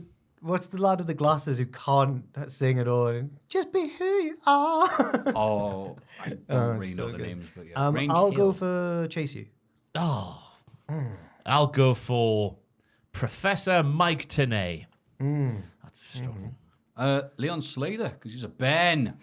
He's the doing youngest in really charge. well. He is. Like the kids in Grange Hill when they went to the White House to be part of the Just Say No campaign, and they're all high as hell. Yeah, apparently that was real. Rail. Only Fools and Horses. Which one? Intro, outro. Oh, yeah. Got to be the stick a pony in me pocket. Oh no, the outro's great as well, though. Well, I'll just pick any. God. I've already chosen Shaw Samuel. Lexus King. Really? Okay. Only Fools and Horses work. Na na na na. Na na na na. Did you hit Trick Willie? No. I reckon. Only Fools and Horses. That bloke you have that video. I That's reckon the joke I just made with Lexus King. Oh, is that what? Remember that callback from the... Oh, it was a sign of Lexus King. Oh. All that horsepower. I reckon the Acclaimed would have a good time coming out of that. Slow there, sorry. Na na na na na. Yeah. I agree with that. I've got nothing here. I'm sorry. Changing Rooms. What's that one again? How's that one go? I haven't remember watched it for Changing years. Yeah. Oh, God. Smiley, Carol, Smiley. Right, I remember people making fun of it. Turn it Bones, off. Llewellyn Bowen. I'll go for the Young Bucks because they left their own locker room this week. I'll go for Bray Wyatt's gimmick of like 2019 where he had the Firefly Funhouse and then he was the Fiend. Right, yeah. Changing rooms. I'm picking... Oh, no. I've forgotten his name. The big lad who paints and doesn't say much. Bob Ross. Oh, Dexter Loomis. Yeah, famous wrestler. Bob. Big lad, Bob Ross. Dexter Loomis. No, I'm picking Bob Ross. Okay. The Bill.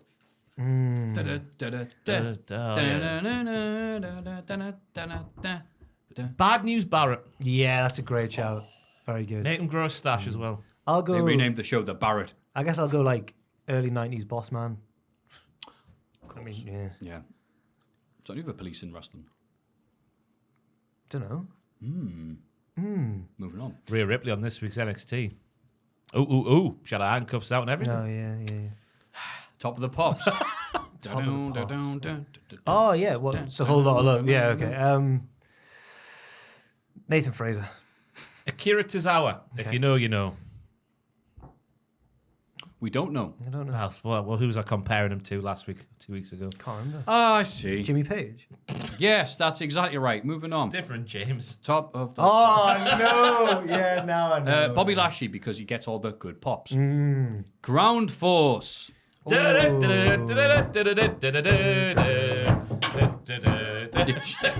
the place. Something fell off there, didn't it? Something fell off. Not this podcast, somehow. Ground Force. Otis. Don't know. I could see someone, Adam Pearce, walking out with the Ground Force theme. 5 or 6 time NWA World Heavyweight Champion. Triple H, because of all the burying he's been. Yeah. He's been good with a shovel. There you go. Never forget. Coronation Street. Nigel McGuinness. Classy. Have you seen who Solve Pro have announced? Solve Pro is based in Manchester. I can't believe I forgot. It's And they've Mr. announced- or Sir Les Battersby. Les Battersby. Battersby. He's in the queue. They If look nuts. Janice turns up, then everything. Oh, Schmeichel back from the grave as well. Oh, Not Chesney, though. Yeah, get Chesney in. Little rat. just because ICW had that lad from Brookside. Yeah. Jimmy Wang Yang. Jimmy from Brookside, was his name. Apparently they said on the he said, all right, but announce me by my real name, not the character. Okay. Please welcome. Okay, can I find his names? It goes out like, all right. This morning. I'd put Nathan Fraser for that. Oh, God. This morning. We'll go with... I thought this morning's the news, isn't it? No, that's not what I was saying. Oh. What about you? Oh, bollocks. This morning, Nathan Fraser for his Heart and No Truth. I can hear it in my head, but I can't repeat it out my mouth. I don't know what's going on. I'll go. And then I get stuck. Can't remember the rest of it. What's happening there? This is halfway through, not the start. Oh, we're never. Is this morning just a bunch of songs put together? Anyway, Anyway, this morning. I'll go for. Say to them. Who's a stable where the members have changed so many times? The Horsemen. Oh, okay, yeah, that's good. Who's Schofield in that one? Moving The on. Horsemen. Moving on. He's Rick All of them. Biker Grove. Biker, but Neville Pack. course you like Biker Groove. So I Jackson Riker. Right guy. Groove. So I used to play basketball with a lad whose dad wrote the original Biker Grove theme before that one, but I didn't know the song. But that was his dad's claim to fame. Yeah. What a clip for him, He was also in a band called the Kane Gang. That was his band, apparently, his dad's. Oh, cool. I'm going to put Jack's mate's dad in that. Yeah. But I called you Jake because Jake. Jack and mate merged together in my head. Still never passed me the ball when we were down by one. Never liked him. Some others do have him. This This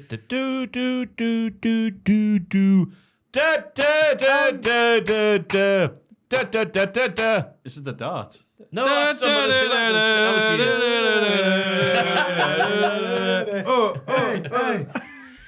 English people love a chant. Like, I love a sing. Maybe it was that one song. Darby Allin's the answer for this one. Because The Oh, most Frank Spencer. all the stunts Frank Yeah. used to do. Yeah. I'll Sorry, go. Michael Crawford. I'll go. Thank you. I'll go Edge because his wife's called Betty. Ooh, imagine Adam Copeland going, "Oh, Betty." It's such an underrated show that I think. Oh God, yeah. One of my favourites. Casualty. Not Daniel Bryan. I was going to say, is it mean? You can go for Brian. I'll go for Saray. You can go for. Oh, I'll go for Ahmed Johnson. There you go. Taskmaster. How's that one go? That one. Kevin Sullivan. Damn. We're never going to get more appropriate than that. Yeah, right. Vince McMahon. Nice. Match of the day. Kenny Omega. I think you'll find he's the best. The best bout machine. I think. Oh, of course, yeah. Ospreay versus Bailey, obviously. Who's really straight-laced and excellent at their career, but their brother just hangs out in Ibiza and tries it on with teenagers? I don't know. Idris Enofe and Malik Blade. Idris is Gary. Malik is Wayne Lineker. I'll take that. Antiques Roadshow. Oh. I can't remember how God, how was that go? Joel. I've got one. Biker Taker, because he is an antique roadshow. Hey. Why have I forgotten it? Billy Gunn, because he could be on the show. Johnny Saint. Yeah. Old people. Ha ha ha. Speaking of old people, Top Gear. Who's not as good as the BBC would like them to be, talking, if we talk about the modern version. Austin. Yeah, that's perfect, actually. Yeah, I'll take that if you're not using it. Yeah, I'll have Austin. I wasn't Yeah. there. I'm likable. You're not. BBC News. BBC. It's like a the Cowie Girls. Yeah. I was thinking it's like a bit of a trancy number. I'll go Naomi. Naomi. Oh, that's good, that. What other ravers are there? What are the ravers? G Raver. Yeah. Thank you. And finally, Jonathan Creek. How was that one?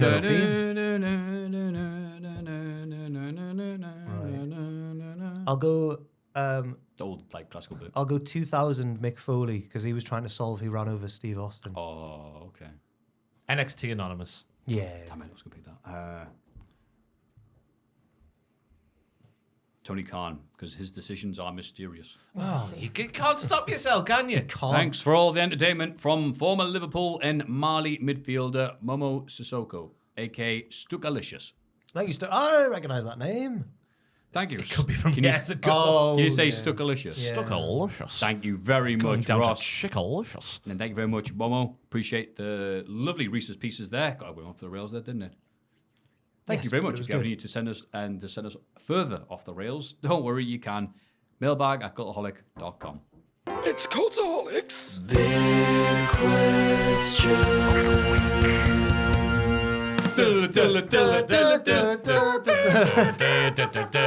So I thought that was the University Challenge theme tune, but that's more like oh, is that QI?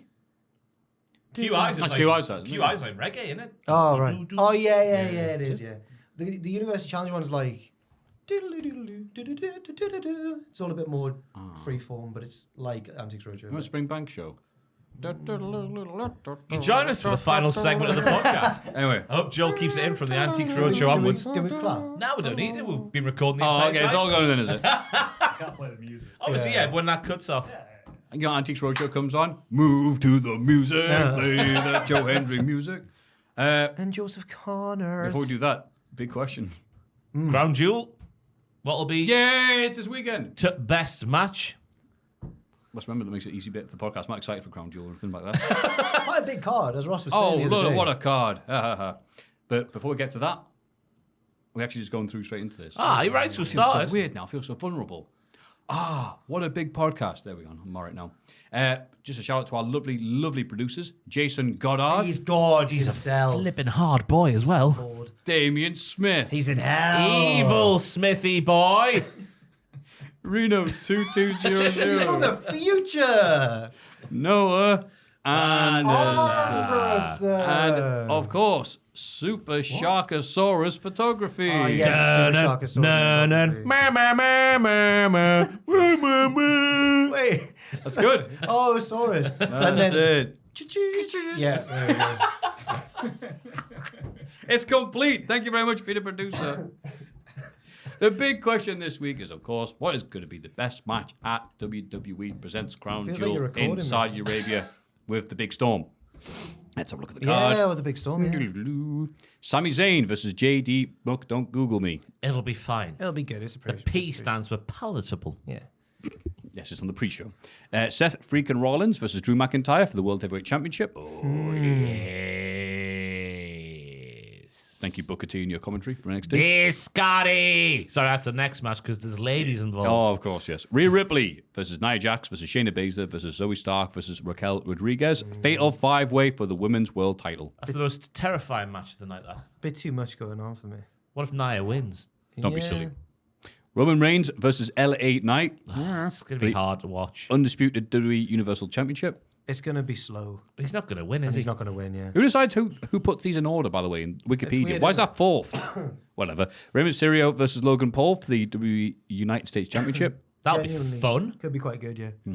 Cody Rhodes versus Damian Priest. Interferences. John Cena versus Solo Sikoa. Interferences. But the Super Bowl main event, Io Sky versus Bianca Belair for the WWE Women's Championship. I reckon- Charlotte.